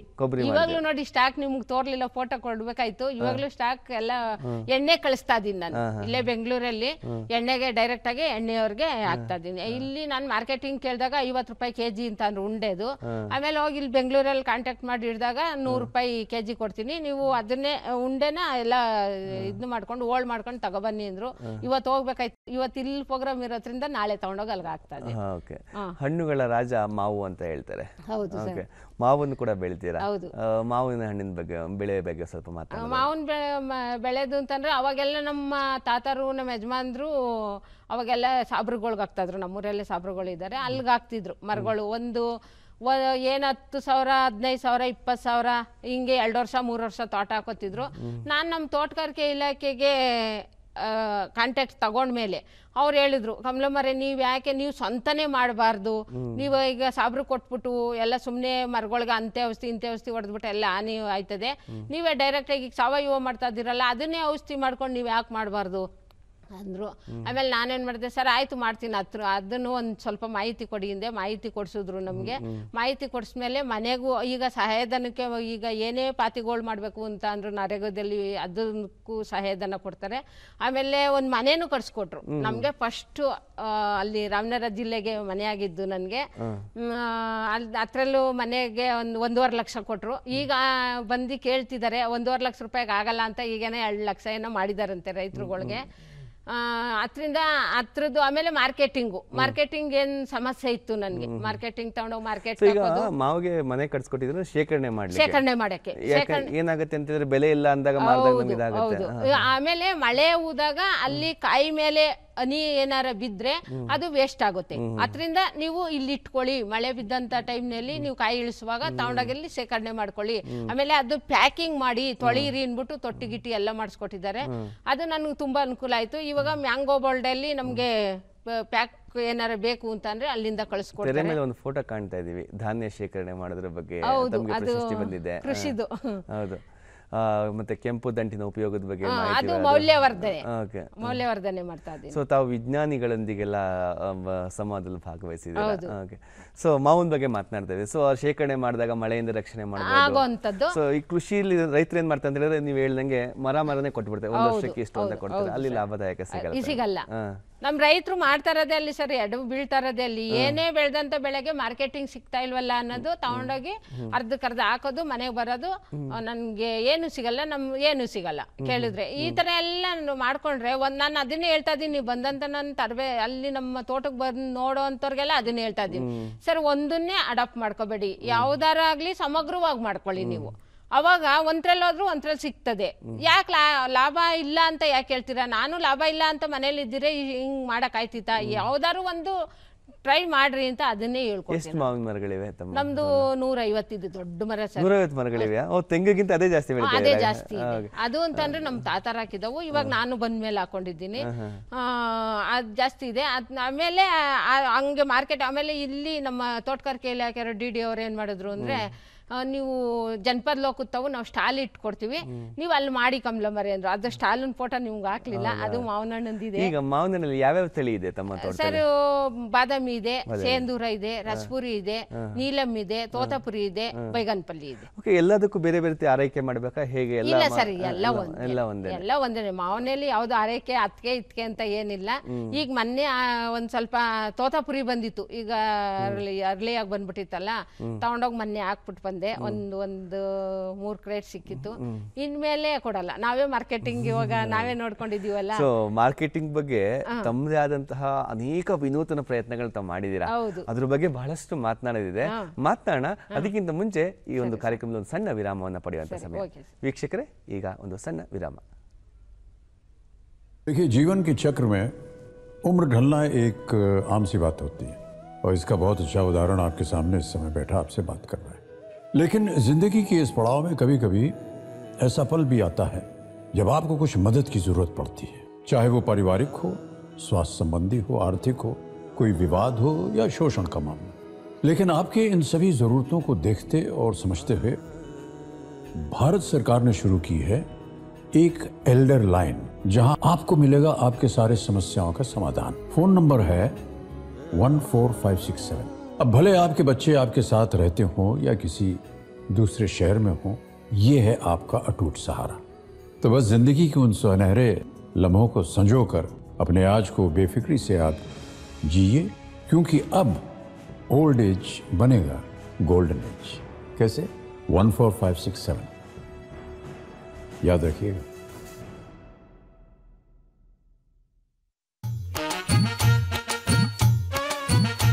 ಸರ್ ನಾನೊಂದು ಹಕ್ಕಿ ಸಾಕಬೇಕು ಅಂತಿದ್ದೀನಿ, ಕಾಗೆ ಸಾಕಲೋ ಗೂಬೆ ಸಾಕಲೋ ಅಂತ ಕೇಳಬೇಕು. ಅದಕ್ಕೆ ಇವರು ಉತ್ತರ ಹೇಳ್ತಾರೆ, ನೀವು ಕಾಗೆನೇ ಸಾಕಿ, ಹೆಂಗಿದ್ರು ನಿಮ್ಮ ಹೆಂಡತಿ ಗೂಬೆ ಸಾಕ್ತಾ ಇದ್ದಾರಲ್ಲ ಅಂತ. ಒಂದು ಮನೆಯಲ್ಲಿ ಪಾಪ ಹೆಂಡತಿ ಗಂಡನಿಗೆ ಕೇಳ್ತಾಳಂತೆ, ರೀ ನಿಮಗೂ ಆ ಕೆಲಸದೊಳಗೆ ಏನಾದ್ರು ಸಂಬಂಧ ಇದೆಯಾ, ಏನಾದ್ರು ಅಫೇರ್ಸ್ ಇದೆಯೋ? ಅಯ್ಯಯ್ಯೋ ಎಂತ ಯಾಕೆ ಈ ಪ್ರಶ್ನೆ ಕೇಳ್ತಿ? ಇಲ್ಲ ಇಲ್ಲ, ಮೊದಲು ನನ್ನನ್ನು ಅಮ್ಮ ಅಮ್ಮ ಅಂತ ಕರಿತಿದ್ದು, ಈಗ ಅಕ್ಕ ಅಕ್ಕ ಅಂತ ಕರಿತಾ ಇದ್ದಾರೆ. ಇವನು ಅಯ್ಯೋ ಹಾಗೇನಿಲ್ಲ ಕಣೆ, ನೀನೇ ನನ್ನ ಮುದ್ದು ರಾಣಿ, ನೀನೇ ನನ್ನ ಗಿಣಿ ಹೋಗಿ ಅಪ್ತಾನೆ. ಅಪ್ತವಾಗ ಇವಳಿ ಛೇ ಹಾಗೆಲ್ಲ ಮಾಡಿಬಿಡ್ರಲ್ಲಿ ಕೆಲಸದವ್ರು ನೋಡ್ತಾ ಇದ್ದಾಳೆ ಅಂತ. ಅಷ್ಟೊತ್ತಿಗೆ ಆ ಕೆಲಸದವ್ರು ಹೇಳ್ತಾಳೆ, ಹೇಳಿ ಅಮ್ಮ ಅವ್ರು ಹೇಳಿ ಅಮ್ಮ, ನನಗಂತೂ ಹೇಳಿ ಹೇಳಿ ಸಾಕಾಯ್ತು. ನಾನು ಶಾಲೆಗೆ ಹತ್ತಿದಾಗ ನಮ್ಮ ತಂದೆಗೆ ನನ್ನನ್ನು, ನಾನು BA ಮಾಡ್ತೀನಪ್ಪ, MA ಮಾಡ್ತೀನಿ, ಲೆಕ್ಚರ್ ಆಗ್ತೀನಿ, ನನಗೆ ದೇವ್ರು ಬಾಯಿ ಕೊಟ್ಟಿದ್ದಾನೆ, ನಮ್ಮ ಅಪ್ಪನಿಗೆ ಎಷ್ಟು ಹೇಳಿದ್ರು ಕೇಳಿಲ್ಲ. ನಮ್ಮಪ್ಪ ಒಯ್ದು ನಾನು BComಗೆ ಹಾಕಿದ. ನಾನು BCom ಡಿಗ್ರಿನ ಯಾರಾದರೂ ಖರೀದಿ ಮಾಡಿದ್ರೆ ಇವತ್ತಿಗೂ ಒಂದು 10 ರೂಪಾಯಿಕೋ 20 ರೂಪಾಯಿಕೋ ಕೊಡ್ತೀನಿ ನಾನು. ಅದರಿಂದ ನನಗೆ ಏನೂ ಉಪಯೋಗ ಆಗಿಲ್ಲ. ಆದರೆ ನಾನು ಸ್ವತಂತ್ರವಾಗಿ ಏನು ಕನ್ನಡ ಸಾಹಿತ್ಯವನ್ನು ಓದೋದಕ್ಕೆ ಅಭ್ಯಾಸ ಮಾಡಿಕೊಂಡು BG ಕೈಲಾಸಂರಂಥವ್ರನ್ನ ಓದಿದೆ. ಇವತ್ತು ಅದು ನನಗೆ ಅನ್ನವಾಯಿತು, ಹೆಸರು, ಕೀರ್ತಿಯನ್ನು ತಂದು ಕೊಡ್ತು. ನಿಮ್ಮಂಥವ್ರ ಮುಂದೆ ಇಂಥವ್ರ ಮುಂದೆ ಕೂತು ಮಾತಾಡೋಂಥ ಕೊಡ್ತೀವಿ. 5 ವರ್ಷದ ಮಗು ಅಮ್ಮ ಐ ಲವ್ ಯು ಅಂತು, ತಾಯಿ ಐ ಲವ್ ಯು ಟು ಅಂದ್ಲು. 10 ವರ್ಷದ ಮಗು ಬಂದ ಅಮ್ಮ ಐ ಲವ್ ಯು ಅಂದ, ತಾಯಿ ಏನೋ ಐಸ್ ಕ್ರೀಮಿಗೆ ದುಡ್ಡು ಬೇಕಾ ತಗೋ 5 ರೂಪಾಯಿ ಅಂತ ಕೊಟ್ಲು.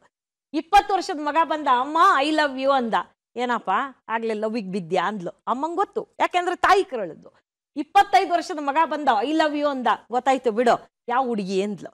30 ವರ್ಷಕ್ಕೆ ಬಂದ ಐ ಲವ್ ಯು ಅಂದ, ಗೊತ್ತಾಯ್ತು ಬಡ್ಕಂಡೆ ತಾನೆ ನಿನಗೆ, ಆ ಹುಡುಗಿ ಬೇಡ ಅಂತ ಕಟ್ಕೊಂಡಿದ್ಯಾ ಅನುಭವಿಸು ಅಂದ್ಲು.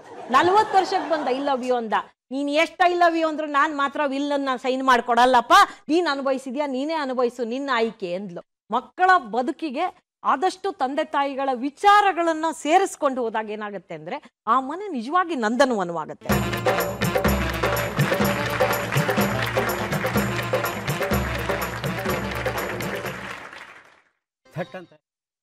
ವಿರಾಮದ ನಂತರ ಶುಭೋದಯ ಕರ್ನಾಟಕ 2ನೇ ಆವೃತ್ತಿಗೆ ಮತ್ತೊಮ್ಮೆ ಪ್ರೀತಿಯ ಸ್ವಾಗತ. ಬನ್ನಿ ಮಾತುಕತೆಯನ್ನು ಮುಂದುವರಿಸೋಣ ನಮ್ಮ ಅತಿಥಿಗಳಾದಂತಹ ಕಮಲಮ್ಮ ಅವ್ರ ಜೊತೆ. ನಾವು ಮಾರ್ಕೆಟಿಂಗ್ ಬಗ್ಗೆ ಮಾತನಾಡ್ತಾ ಇದ್ವಿ. ಇವತ್ತು ರೈತ ಎದುರಿಸ್ತಾ ಇರೋದು ತಾನು ಬೆಳೆದಂತಹ ಬೆಳೆಗಳಿಗೆ ಉತ್ತಮ ಬೆಲೆ ಸಿಗ್ತಾ ಇಲ್ಲ ಅಂತ. ತಾವು ಅಳವಡಿಸ್ಕೊಂಡಂತಹ ಮಾರ್ಕೆಟಿಂಗ್ ವಿಧಾನಗಳ ಬಗ್ಗೆ ಮಾತನಾಡೋದು ಸರ್. ಆಮೇಲೆ ಆ ಥರ ಜನಪದ ತಾವು ನಮಗೆ ಸ್ಟಾಲಿಗೆ ಕೊಡ್ತಾರೆ, ಅಲ್ಲೂ ಮಾಡ್ತೀನಿ. ಬೆಂಗಳೂರಲ್ಲಿ ನಾವು ಕೇಳಿರ್ತಾವು ಅಲ್ಲೂ ಸ್ಟಾಲ್ ಮಾಡಿ ಕೊಡ್ತಾರೆ, ಅದನ್ನು ಮಾಡ್ತೀನಿ. ಆಮೇಲೆ ನಮ್ಗೆ ಅದೂ ಆಗಲ್ಲ ಅಂತ ಅಂದ್ಬಿಟ್ಟು ಒಂದು ಕೇಳಿದಾಗ ನಮ್ಮ DD ಅವರು, ನಿನಗೆ ಅಪಾರ್ಟ್ಮೆಂಟಲ್ಲಿ ಇಟ್ಕೊಡ್ತೀನಿ ಕಮಲಮ್ಮರೇ, ಸೇಲ್ಸ್ ಅಲ್ಲಿ ಮಾಡಿ ಚೆನ್ನಾಗಿ ಸಿಗುತ್ತೆ ನಿಮಗೆ, ಇಲ್ಲಿ ರೋಡೇಗಿಂತ ನೀವು ಅಪಾರ್ಟ್ಮೆಂಟ್ಗಳಿಗೆ ಕಾಂಟ್ಯಾಕ್ಟ್ ಕೊಡ್ತೀನಿ ಅಲ್ಲಿ ಮಾಡಿ ಅಂತಂದ್ರು. ನಮ್ಗೆ ಇವಾಗೆಲ್ಲ ಅಪಾರ್ಟ್ಮೆಂಟ್ಗಳಿಗೆ ಹಣ್ಣು ಮಾಡೋಡಿತಾ ಇದ್ದೀನಿ ಸರ್. ಸೊ ಆಯಾ ಸೀಸನ್ ತಕ್ಕಂಗೆ ಆಯಾ ಬೆಳೆಯನ್ನು ತಾವು ಮಾಡ್ತೀವಿ. ಹೌದು ಹೌದು. ನಾವೊಂದು ಕೇಳ್ಪಟ್ಟಿದ್ದೆ, ತಾವು ಬೇರೆ ಕಡೆ ಎಲ್ಲೂ ಹೋಗಾಗಿಲ್ಲ ಅಂದ್ರೆ ಮೈಸೂರು ರಸ್ತೆಯಲ್ಲಿ ಅಲ್ಲೂ ಕುತ್ಕೊಂಡು ಮಾಡ್ತೀನಿ ಸರ್, ಮಾಡ್ತೀವಿ. ಅದೇನಿಲ್ಲ, ಒಂದು ಬಾಳೆಹಣ್ಣು ಇರ್ಬೋದು, ಒಂದು ಹಲಸಿನಣ್ಣು ಇರ್ಬೋದು. ಹಲಸಿನಣ್ಣು ಸುಧಾ ನಮ್ಮ ತೋಟದಲ್ಲಿ ಇದ್ರೂ ಬೇರೆಯವ್ರ ತೋಟದಲ್ಲೆಲ್ಲ ಪರ್ಚೇಸ್ ಮಾಡಿ ನಾನು ಅದನ್ನ ಹಲಸಿನಣ್ಣನ್ನ ವ್ಯಾಪಾರ ಮಾಡಿದ್ದೀನಿ. ನಾವು ಆಗ್ಲೇ ತೆಂಗು, ಬಾಳೆ, ಮಾವು ಮತ್ತೆ ಬಗ್ಗೆ ಮಾತಾಡಿದ್ವಿ. ಮತ್ತೇನು ಬೆಳಿತೀರಾ? ಹಲಸಿದೆ, ಹುಣಸೆ ಇದೆ. ಹೌದು, ಇಷ್ಟೆಲ್ಲ ಇದೆ. ಸೊ ಅವೆಲ್ಲವನ್ನು ಕೂಡ ತಾವೇ ನೇರವಾಗಿ ಮಾಡ್ತೀರಾ, ಸ್ಟಾಲ್ಗಳು ಹಾಕ್ತೀರಾ? ಮತ್ತೆ ಬಹಳ ಖುಷಿಯಾಗಿದೆ ಏನಪ್ಪಾ ಅಂತ ಹೇಳಿದ್ರೆ, ಕಾರ್ಯಕ್ರಮಗಳಲ್ಲಿ ಹೋಗಿ ತಾವು ಲಾಲ್ಬಾಗ್ ಇರ್ಬೋದು, ಬೇರೆ ಬೇರೆ ಕೃಷಿ ಮೇಳಗಳಾದಾಗ ಅಲ್ಲಿ ಸ್ಟಾಲ್ ಹಾಕ್ತೀರಾ ಅಂತ.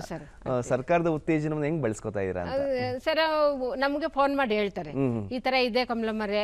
ನಾನಂದ್ರೆ ಈಗ ಒಂದ್ ಸ್ವಲ್ಪ ಒಂದ್ 2 ತಿಂಗಳಿಂದ ಜಾಸ್ತಿ ಹೋಗ್ತಾ ಇಲ್ಲ ನಮ್ಮ ಅಗ್ರಿಕಲ್ಚರ್ ಆಫೀಸ್ಗೆ. ಮೊನ್ನೆ ಹೋಗಿ ಬಂದ್ವಿ, ಅದನ್ನೇ ಹೇಳ್ತಾ ಇದ್ರು ನಮ್ಮ ಸಾರ್, ಯಾಕೆ ಕಮಲಮ್ಮರೇ ಇವಾಗ ಒಂದ್ ಸ್ವಲ್ಪ ನೀವು ಬರ್ತಾ ಇಲ್ವಲ್ಲ ನಮ್ಮ ಆಫೀಸ್ ಅಂತ. ಈಗ ಒಂದ್ ಸ್ವಲ್ಪ ಕೋಳಿ ಅದು ಇದು ಇರೋದ್ರಿಂದ ಸರ್ ಅಂದೆ. ಹೋದ್ಮೇಲೆ ಅಲ್ಲಿಗೆ ಹೋಗ್ಬೇಕು ಅಂತಂದ್ರೆ ಮಾಹಿತಿಗಳು ಸಿಗ್ತವೆ ಸರ್. ಇಂಥ ಮಾಹಿತಿಗಳು ಅಲ್ಲಿ ಡಿಪಾರ್ಟ್ಮೆಂಟ್ಗಳಿಗೆ ಹೋಗ್ಲೇಬೇಕು ನಾವು. ಯಾಕೆಂದ್ರೆ ಏನೇ ಕಾಂಟ್ಯಾಕ್ಟ್ ಮಾಡಿ ಕೇಳ್ಕೊಂಡ್ರೆ ಸರ್ ಈ ಥರ ಇದೆ, ಈ ಸರ್ ಅವಾಗ ಹೇಳ್ತಾರೆ ಅವರು, ಇಂಥದ್ದಿದೆ ಕಮಲಮ್ಮರೇ ನೀವು ಮಾಡಿ ತಗೊಳ್ಳಿ. ಆಮೇಲೆ ಹಿಂಗೆ ನಾವು ಅಲ್ಲಿ ಇಲ್ಲಿ ಸ್ಟಾಲ್ ಇಡ್ತೀವಿ, ಅವಾಗ ಒಂದು ಫೋನ್ ಮಾಡ್ತಾರೆ, ಕಮಲಮ್ಮರೇ ಹಿಂಗೆ ಮಾವು ಇದನ್ನ ಮಾಡ್ತಾ ಇದೀವಿ, ಸ್ಟಾಲ್ ಮಾಡಬೇಕು ನೀವು ಬನ್ನಿ ಅಂತ ಕರೀತಾರೆ. ಅವಾಗ ಹೋಗಿ ಸ್ಟಾಲ್ಗೆ ನಾನು ಪ್ರಿಪೇರ್ ಆಗಿ. ಕೃಷಿ ಇಲಾಖೆಗಳು ಇರೋದೇನೆ ಕೃಷಿಕರಿಗಾಗಿ. ಸೊ ಹಾಗಾಗಿ ಅಲ್ಲಿ ಸಿಗುವಂತ ಸಬ್ಸಿಡಿಗಳನ್ನ ಅನುಕೂಲಗಳನ್ನ ಬಳಸ್ಕೊಳ್ಳೋದು? ತಗೊಂಡಿದ್ದೀನಿ ಸರ್. ಟಿಲ್ಲರ್ ಕೊಡ್ಲಿಲ್ಲ, ಟ್ರ್ಯಾಕ್ಟರ್ ರೋಟ್ರಾವೇಟ್ರಿ ತಗೊಂಡಿದ್ದೀನಿ. ಆಮೇಲೆ ನೀರು ಸದ್ಬಳಕೆ ಇಂಪಾರ್ಟೆಂಟ್ ಇವಾಗ. ಈ ಮಳೆ ಇಲ್ಲದೆ ಇರೋದ್ರಿಂದ ಬೋರ್ಗಳೆಲ್ಲ ಸಕ್ಸಸ್ ಆಗಿರೋವು ಇವೆ, ಫೇಲ್ ಆಗಿರೋವು ಇದೆ. ಅದರಿಂದ ಸದ್ಬಳಕೆಗೆ ಈಗ ಸ್ಪ್ರಿಂಕ್ಲರ್ ಸೆಟ್ ಕೊಡ್ತಿದ್ದಾರೆ.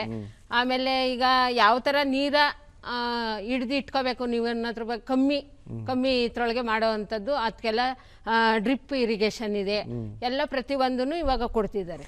ಇತ್ತೀಚಿನ ದಿನಗಳಲ್ಲಿ ನಗರ ಪ್ರದೇಶದಲ್ಲಿ ಕುಡಿಯೋಕ್ಕೂ ನೀರು ಸಿಗ್ತಾ ಇಲ್ಲ ಸರ್, ನೀರು ಸಿಗ್ತಾ ಇಲ್ಲ. ಒಂದು ಬಾಟ್ಲು ನೀರಿಗೆ 20 ರೂಪಾಯಿ ತಗೋತಿದ್ದಾರೆ. ಹೌದು, ಗ್ರಾಮೀಣ ಪ್ರದೇಶದಲ್ಲೂ ಕೂಡ ಬಹಳ ಕಷ್ಟ ಆಗ್ತಾ ಇದೆ. ಕೃಷಿಗಳಿಗೂ ಕೂಡ ಅಣೆಕಟ್ಟೆಗಳು ಬರಿದಾಗ್ತಾ ಇವೆ.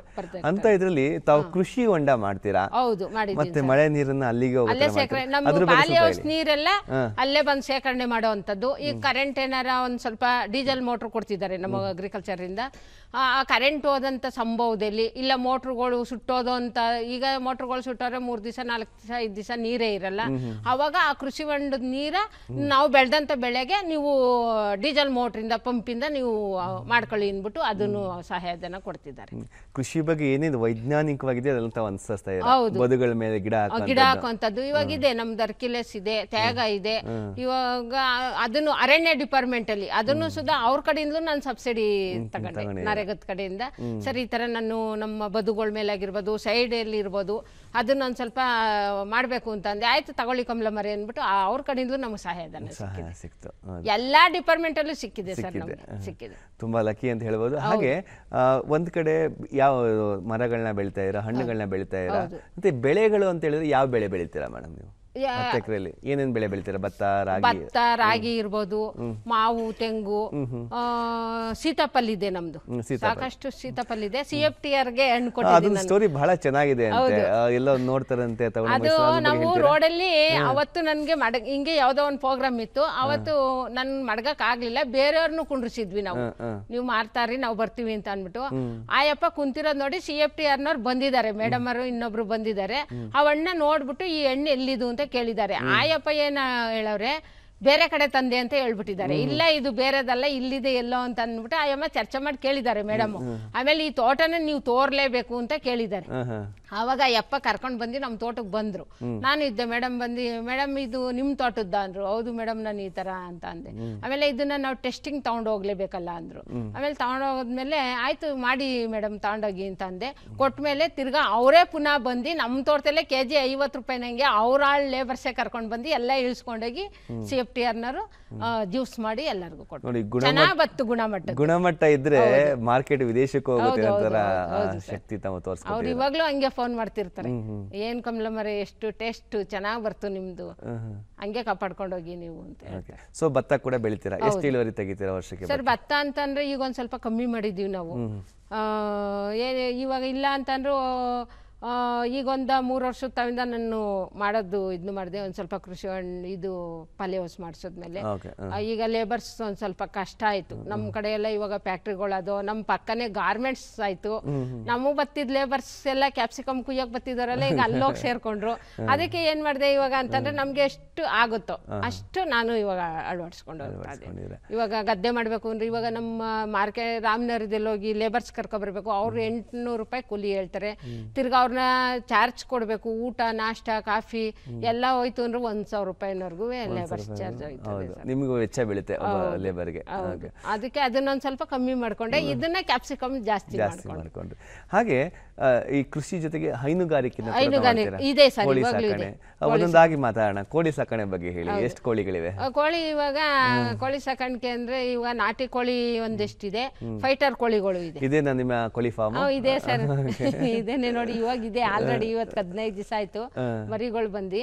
10,000 ಕೋಳಿ, 250 ಸೆಡ್, 23 10,000 ಹಾಕ್ತಾ ಇದೀವಿ. ಇದಂದ್ರೆ ಒಂದ್ ಸ್ವಲ್ಪ ನಾವು ಮಾಡಕ್ ಹೋದ್ವಿ, ಆಗ್ಲಿಲ್ಲ, ಕಂಪ್ನಿಗೆ ಅಡಪ್ಪ ಅದಾದ್ಮೇಲೆ ಕುರಿ ಸಾಕಣೆ ಮಾಡ್ತೀರಾ? ಕುರಿ ಸಾಕಾಣಿಕೆ ನೀವೇ ಮಾಡ್ತೀರಾ? ಎಷ್ಟು ಕುರಿಗಳಿವೆ ಸರ್? ಫಸ್ಟ್ ಒಂದು ನಮ್ಗೆ ನವಾರ್ಡ್ ಬ್ಯಾಂಕಲ್ಲಿ ಸಬ್ಸಿಡಿ ಸಿಕ್ತು. ಒಂದು 100 ಕುರಿಗೆ ಸಬ್ಸಿಡಿ ಸಿಕ್ತು, 75,000. ಈಗ ಒಂದು ಸ್ವಲ್ಪ ಕಮ್ಮಿ ಮಾಡಿಕೊಂಡು ಅದು ಅಂದರೆ ಒಂದು 5 ವರ್ಷ ಮಾಡಿದ್ವಿ, ಸಾಲ ಎಲ್ಲ ತೀರ್ತು. ಸುಗ್ನಳ್ಳಿ ಕೆನರಾ ಬ್ಯಾಂಕ್ ಅಂದ್ಬಿಟ್ಟು ಸಾಲ ತಗೊಂಡಿದ್ವಿ ನಾವು. ಅದು ಪಾಲಿ ಹೌಸ್ಗೆ ಎಲ್ಲ ಸಾಲ ತಗೊಂಡಿದ್ದೆ ನಾನು. ಪಾಲಿ ಹೌಸ್ಗೆ ಅಂದರೆ 18 ಲಕ್ಷ ಸಾಲ ತಗೊಂಡಿದ್ದೆ ನಾನು. ಅದು ಒಂದೇ ವರ್ಷದಲ್ಲಿ ಪಾಲಿ ಹೌಸ್ ಸಾಲ ತೀರ್ಸಿದ್ಮೇಲೆ ಅವರು ಇವಾಗ ಇದನ್ನು ಮಾಡೋದು. ಆ ಕುರಿದು ಹಂಗೆ ಸಾಲ ತೀರ್ಸ್ಬಿಟ್ಟು ಒಂದು ಸ್ವಲ್ಪ ಈಗ ಕಮ್ಮಿ ಮಾಡಿಕೊಂಡು ಒಂದು 15-20 ಮಾಡ್ಕೊಂಡಿದ್ದೀನಿ. ಕಲ್ಪವೃಕ್ಷದ ಬಗ್ಗೆ ಮಾತನಾಡಿದ್ವಿ, ಕಾಮಧೇನು ಇದೆ ಅಂತ ಕೂಡ ಹೇಳಿದ್ವಿ. ಹಸುಗಳು ಎಷ್ಟು ಹಸುಗಳು ಇವಾಗ 3 ಇದೆ ಸರ್. 3 ಇದೆ. ಸೊ ಹಾಲು ಮೊಸರು ನಮಗೂ ಆಗುತ್ತೆ. ತಿರ್ಗಾ ನಾನು ಸಕ್ಸಸ್ ಅಲ್ಲಿ ತಗೊಂಡೋಗಿ ಡೈರಿಗೆ ಹಾಕ್ತಾ ಇದ್ದೆ. ಜೊತೆಗೆ ಗೊಬ್ಬರ ಕೂಡ ಆಗುತ್ತೆ. ಗೊಬ್ಬರ ನನಗೆ ಬೇಕೇ ಬೇಕಲ್ಲ ಸರ್, ಗೊಬ್ಬರ ಬೇಕು. ಅದಕ್ಕೆ ಇವಾಗ ಒಂದ್ ಏನ್ ಮಾಡ್ತಾ ಇದೀನಿ ಅಂದ್ರೆ ಜೀವಾಮೃತ ಮಾಡಕ್ಕೆ ನಾಟಿ ಹಸುಂದೇ ಆಗ್ಬೇಕು ಅಂತ. ಅದು ಹಸಿ ಗುಣಮಟ್ಟ ಜಾಸ್ತಿ ಇದೆ ನಾಟಿ ಹಸಿಂದು. ಇವಾಗ ನಾನು ನಾಟಿ ಹಸಿನ ಗಂಧ ಆಗಿರ್ಬೋದು, ಸಗಣಿ ಆಗಿರ್ಬೋದು, ಬೇರೆ ನಮ್ಮ ಊರಲ್ಲೇನೆ ಪರ್ಚೇಸ್ ಮಾಡಿ ತಗೋತಾ ಇದೀನಿ ನಾನು. ಅದಕ್ಕೆ ನಾನೇ ಒಂದು ಸ್ವಂತ ಇವಾಗ ಮಾಡೋಣ ಅಂತ ಇದ್ದೀನಿ ಅದನ್ನ ನಾಟಿ ಹಸನ್ನ. ಈಗ ಇರೋದು ಹೈನುಗಾರಿಕೆ. ಸೊ ಅದಕ್ಕೂ ಕೂಡ ಸರ್ಕಾರದಿಂದ ಏನಾದ್ರು ಸಬ್ಸಿಡಿ ಇಲ್ಲ ಸರ್, ಅವಕ್ಕೇನು ಸಿಗಲ್ಲ. ಕುರಿಗಳಿಗೆ ಮಾತ್ರ ಸಿಗುತ್ತೆ. ಹಸಿಗೆ ಬ್ಯಾಂಕ್ ಕೊಳ್ಳೆಯಲ್ಲಿ ಕೊಡ್ತಾವ್ರ ಅಷ್ಟೇ. ಬ್ಯಾಂಕಲ್ಲಿ ಲೋನ್ ತಗೊಂಡು ತೀರ್ಸೋವಂಥದ್ದು ಅದೇನು ಇದಿಲ್ಲ ಸರ್. ಸಬ್ಸಿಡಿ ಗಿಬ್ಸಿಡಿ ಇಲ್ಲ ಅದ್ರದ್ದು ಹೈನುಗಾರಿಕೆಯಲ್ಲಿ. ಏನೋ ಇವಾಗೇನೋ ನವಾರ್ಡ್ ಬ್ಯಾಂಕಲ್ಲಿ ಬಿಟ್ಟಿದ್ದಾರೆ ಅಂದ್ರು. ನಾನು ಅದ್ರ ಬಗ್ಗೆ ಏನು ವಿಚಾರಿಸಲಿಲ್ಲ. ನಾನು ಮಾಡಲ್ವಲ್ಲ, ಈಗ ಇರೋವೇ ಸಾಕು ನಮಗೆ ಅಂತ ಅಂದ್ಬಿಟ್ಟು ಮೇಂಟೈನ್ ಮಾಡ್ಕೊಂಡು ಹೋಗ್ತಾರೆ. ಸೊ ಹೀಗೆ ಕೋಳಿ, ಕುರಿ, ಹಸು ಎಲ್ಲ ಹೈನುಗಾರಿಕೆ ಮಾಡ್ತಾ ಇದ್ದೀರಾ. ಕೃಷಿ ಜೊತೆಗೆ ಇದು ಕೂಡ ತಮಗೆ ಲಾಭದಾಯಕ. ಯಾಕಂದ್ರೆ ಹೊಲದಲ್ಲಿ ಹೆಂಗಿದ್ರು ಕೆಲಸ ಮಾಡ್ತಾ ಇರ್ತೀರಾ, ಜೊತೆಗೆ ಅದು ಗೊಬ್ಬರ ಬೇಕೇ ಬೇಕಲ್ಲ ಸರ್ ನಮಗೆ. ಸಾವಯವ ಮಾಡಿದ್ಮೇಲೆ ನಮಗೆ ಗೊಬ್ಬರ ಬೇಕೇ ಬೇಕು. ನಮ್ಗೆ ಹೈನುಗಾರಿಕೆ ಗೊಬ್ಬರ ಬೇಕೇ ಬೇಕು. ಆರಂಭದಲ್ಲಿ ತಾವು ತರಬೇತಿ ಪಡ್ಕೊಳಕ್ ಹೋಗ್ತಾ ಇದ್ರಿ, ಈಗ ನಿಮ್ಮನ್ನೇ ಕರೆಸುವಂತಲ್ಲ ಬೇರೆ ಕಡೆ ತರಬೇತಿಗೆ. ಅದ್ರ ಬಗ್ಗೆ ಸ್ವಲ್ಪ ವಿವರ ಹೇಳ್ತೀರಾ? ಎಲ್ಲೆಲ್ಲಿ ತರಬೇತಿ ಕೊಡ್ತೀರಾ ಈಗ ನಾವು? ಸರ್ ನಾನು ಇವಾಗ ಒಂದಷ್ಟು ದಿವಸ GKVK ಹೆಬ್ಬಳ್ಳಿಯಲ್ಲಿ ಹೋಗಿ ಕೊಟ್ಟು ಬಂದೆ. ಇವಾಗ ವಿಶು ಫಾರಂ ಮೇಲೆ ಹೋಗಿ ಕೊಡ್ತೀನಿ. KVKಲ್ಲೂ ಕರೀತಾರೆ ಬನ್ನಿ ಅಂತ ಅಂದ್ಬಿಟ್ಟು. ಸಾಕಷ್ಟು ಈಗ ಅಲ್ಲಿ ಇಲ್ಲಿ ಹೋಗೋಕ್ಕಾಗಲ್ಲ ಅಂತ ಅಂದ್ಬಿಟ್ಟು ನಾನೇನು ಮಾಡ್ತೀನಿ, ತೋಟದಲ್ಲೇನೆ ತೋಟಕ್ಕೆ ಬನ್ನಿ ಅಂತ ಅಂದ್ಬಿಟ್ಟು ತೋಟದಲ್ಲೇ ಮಾಡ್ತೀನಿ. ತೋಟದಲ್ಲೇ. ಸೊ ನಿಮ್ ತೋಟಕ್ಕೆ ಬಂದು ತರಬೇತಿ ಇಲಾಖೆಯವರು ಕೂಡ ನಿಮ್ ತೋಟದಲ್ಲಿ ಬರ್ತಾರೆ. ಇವಾಗ ನಮ್ಮ ಆತ್ಮದ ಟೀಮ್ಗಳು ಬರ್ತವೆ. ಅವರು ಬಂದು ಇಲ್ಲೇನೆ ನಮ್ಮ ತೋಟ ಎಲ್ಲ ನೋಡ್ಕೊಂಡು ಏನು ಅಂತ ನಮ್ಮ ಅನುಭವ ತಿಳ್ಕೊಂಡು ಹೋಗ್ತಾರೆ. ರೈತರುಗಳನ್ನೆಲ್ಲ ಬಸ್ ಅಲ್ಲಿ ಕರ್ಕೊಬರ್ತಾರೆ. ಅಲ್ಲಿರ್ಬೋದು ನಮ್ಮ ಲಾಲ್ಬಾಗ್ನವರು ಕರ್ಕೊಬರ್ತಾರೆ ಮಕ್ಳುಗಳ್ನ. ಹೇಳಿ ನಿಮ್ಮ ಅನುಭವ ಹೇಳಿ. ಇವಾಗ ನಮ್ಮ ಟ್ರೈನಿಂಗ್ ಮುಗಿಸ್ಕೊಂಡು ಮನೆಗೆ ಹೋದ್ಮೇಲೆ ಏನು ಮಾಡ್ತಾರೆ ಅನ್ನೋದು ನಮಗೆ ಗೊತ್ತಿರಲ್ಲ. ಇವರು ಅದೊಂದು ಸ್ವಲ್ಪ ಹೇಳ್ಕೊಡಿ ಅಂತಾರೆ, ಅದಕ್ಕೂ ಹೇಳ್ತೀನಿ. ಬೇರೆ ಬೇರೆ ವಿಸಿಟರ್ಸ್ಗಳೆಲ್ಲ ಬಂದಾಗೆಲ್ಲ ಅವರು ಅದೇ ಥರ ಮಾಹಿತಿ ತಿಳ್ಕೊಂಡು ನಮ್ಮ ತೋಟ ಎಲ್ಲ ನೋಡ್ಕೊಂಡು ಹೋಗ್ತಾರೆ. ನೀವು ಬೆಳೆಯುವಂಥ ಬೆಳೆಗಳು ದೇಶ ವಿದೇಶಕ್ಕೆಲ್ಲ ಹೋಗ್ತೇವೆ ಅಂತ ಕೇಳ್ಪಟ್ಟಿದ್ದೀನಿ. ಸರ್ ಈಗ ಇದು ನಾನು ಕ್ಯಾಪ್ಸಿಕಮ್ ಎಲ್ಲ ಕಳಿಸ್ತಾ ಇರೋದು ಡೆಲ್ಲಿ, ಮುಂಬೈ, ಕಲ್ಕತ್ತಾ ಈ ಕಡೆ ಹೋಯ್ತಾ ಇದೆ. ಒಂದ್ಸರಿ ಮಾತ್ರ ಹೊರಗಡೆ ಹೋಗಿತ್ತು ಅರಬ್ ಕಂಟ್ರಿಗೆ, ಅದು ಮರ್ತ್ಕೊ. ಸೊ ವಿದೇಶಕ್ಕೂ ಕೂಡ ಅರಬ್ ಕಂಟ್ರಿಗೆ ಕೂಡ ತಮ್ಮ ಬೆಳೆಗಳು. ಸೊ ಹಾಗಾಗಿ ತಾವು ಎಕ್ಸ್ಪೋರ್ಟ್ ಮಾಡುವಂತಹ ಕ್ವಾಲಿಟಿ ಬೆಳೆಯನ್ನು ಬೆಳೀತಾ ಇದ್ದೀರಾ. ಈಗ ಮಾವೇ ಇರ್ಬೋದು, ಮಾವನು ಹಂಗೇನೆ. ಇವಾಗ ಮಾವುಗಳನ್ನ ತಗೊಂಡು ನಾವು ನಮ್ಮ ಇದ್ರಲ್ಲಿ ಇಲ್ಲ ಅಂತ ನಾವು ಬೇರೆ ತೋಟಗಳನ್ನು ತಗೊಂಡು ನಮ್ಮ ಮಗ ಇವಾಗ ಅದನ್ನೇ ಮಾಡ್ತಿದ್ದಾರೆ. ಬೇರೆ ಕಡೆ ಎಲ್ಲ ಕಳಿಸ್ತಿದ್ದಾರೆ ಅವರು ಬಾಕ್ಸ್ ಮಾಡಿ. ಓಕೆ. ಹಾಗೆ ತಮ್ಗೆ ಇಷ್ಟೆಲ್ಲ ಸಾಧನೆ ಮಾಡಿದಿರಲ್ವಾ, ಕೃಷಿಯಲ್ಲಿ ತಮ್ಮ ಸಾಧನೆಯನ್ನ ಗುರುತಿಸಿ ಈಗಾಗಲೇ ಬಹಳಷ್ಟು ಪ್ರಶಸ್ತಿಗಳು ಬಂದಿವೆ. ಪ್ರಶಸ್ತಿಗಳು ಪಡ್ಕೊಳ್ಳಿಕ್ಕೆ ಬೇರೆ ಬೇರೆ ರಾಜ್ಯಗಳಿಗೆ ಕೂಡ ಹೋಗಿದ್ದೀರಾ. ಪ್ರಶಸ್ತಿ ಬಗ್ಗೆ ಬೆಳಕು ಚೆಲ್ಲಬಹುದಾ? ಹೇಳಿ ಸರ್. ಯಾವ್ಯಾವ ಪ್ರಶಸ್ತಿಗಳು ಪಡ್ಕೊಂಡಿದ್ದೀರಾ? ಸರ್ 2009ರಲ್ಲಿ ಜಿಲ್ಲಾ ಮಟ್ಟದ ತಗೊಂಡೆ. 2010ರಲ್ಲಿ ಕೆನರಾ ಬ್ಯಾಂಕ್ ತಗೊಂಡೆ. 2013ರಲ್ಲಿ ಕಾರ್ಪ್ ಪ್ರಶಸ್ತಿ ತಗೊಂಡೆ. 2014ರಲ್ಲಿ ನಮ್ಮ ತೋಟಗಾರಿಕೆ ಇಲಾಖೆಯಿಂದ ಇದ್ರೊಳಗೆ IHR ಅಲ್ಲಿ ಅದನ್ನ ಅಲ್ಲೊಂದು ತಗೊಂಡೆ. ಅಲ್ಲಿ ನೋಡ್ಬೋದು ಹೊಸ ದಿಲ್ಲಿಯ ಕಿಸಾನ್ ಮಹಿಳಾ. ಹೌದು, ಅಲ್ಲೂ ಒಂದು ತಗೊಂಡ್ವಿ. ಆಮೇಲೆ ಅದಕ್ಕಿಂತ ಇನ್ನ ಮುಂದೆ 2016ರಲ್ಲಿ 14-15ರಲ್ಲಿ ಕೃಷಿ ಮೇಳ ಆಗುತ್ತೆ ನ್ಯೂ ಡೆಲ್ಲಿಲಿ. ಅಲ್ಲೊಂದು ಸನ್ಮಾನ ಆಗಿದೆ. ಅಲ್ಲೂ ಭಾಗವಹಿಸಿದ್ದೀನಿ. ಚೆನ್ನಾಗಿದೆ ಸರ್, ಚೆನ್ನಾಗಿದೆ. ಅಲ್ಲಿ ಅಂದ್ರೆ ಡೆಲ್ಲಿಲಿ ಅಂತಂದ್ರೆ ನಾವು ತರಕಾರಿ ಬೆಳೆಯುವಂತದ್ದು ಕಮ್ಮಿ, ಅಲ್ಲಿ ಜಾಸ್ತಿ. ತರಕಾರಿಲಿ ಎಕ್ಸ್ಪರ್ಟ್ ಇದೆ ಸರ್. ಹೌದು, ನಾನು ನೋಡಿದ ಮಟ್ಟಿಗೆ ನಾವು ಬೆಳೆಯುವಂತ ತರಕಾರಿಗೂ ಅಲ್ಲಿ ಬೆಳೆಯುವಂತ ತರಕಾರಿಗೂ ಜಾಸ್ತಿ ಇದೆ. ಸೊ ಹಾಗೆ ಒಬ್ರು ತಮ್ಮ ಹತ್ರ ಮಾತನಾಡ್ತಾರೆ, ನಮಸ್ಕಾರ ಕಮಲಮ್ನವರೇ, ಹೇಗಿದ್ದೀರಾ, ಎಲ್ಲ ಕ್ಷೇಮವೇ ಅಂತ ಕೇಳ್ತಾರೆ. ಆ ಕ್ಷಣದ ಬಗ್ಗೆ ಸ್ವಲ್ಪ ಜ್ಞಾಪಿಸ್ಕೋಬೋದಾ? ಏನ್ ಕ್ಷಣ ಅದು ಅಂತ? ಸರ್ ಅದು ನಾನು 2 ಸರಿ ನ್ಯೂ ಡೆಲ್ಲಿಗೆ ಹೋಗಿದ್ದಾಗ ಒಂದ್ಸರಿ ಮಾತ್ರ ನೋಡ್ಲೇಬೇಕು ಅಂತ ಭೇಟಿ ಆಗೋಣ ಅಂತ ಅಂದ್ಬಿಟ್ಟು ಇದನ್ನು ಮಾಡಿದ್ವಿ.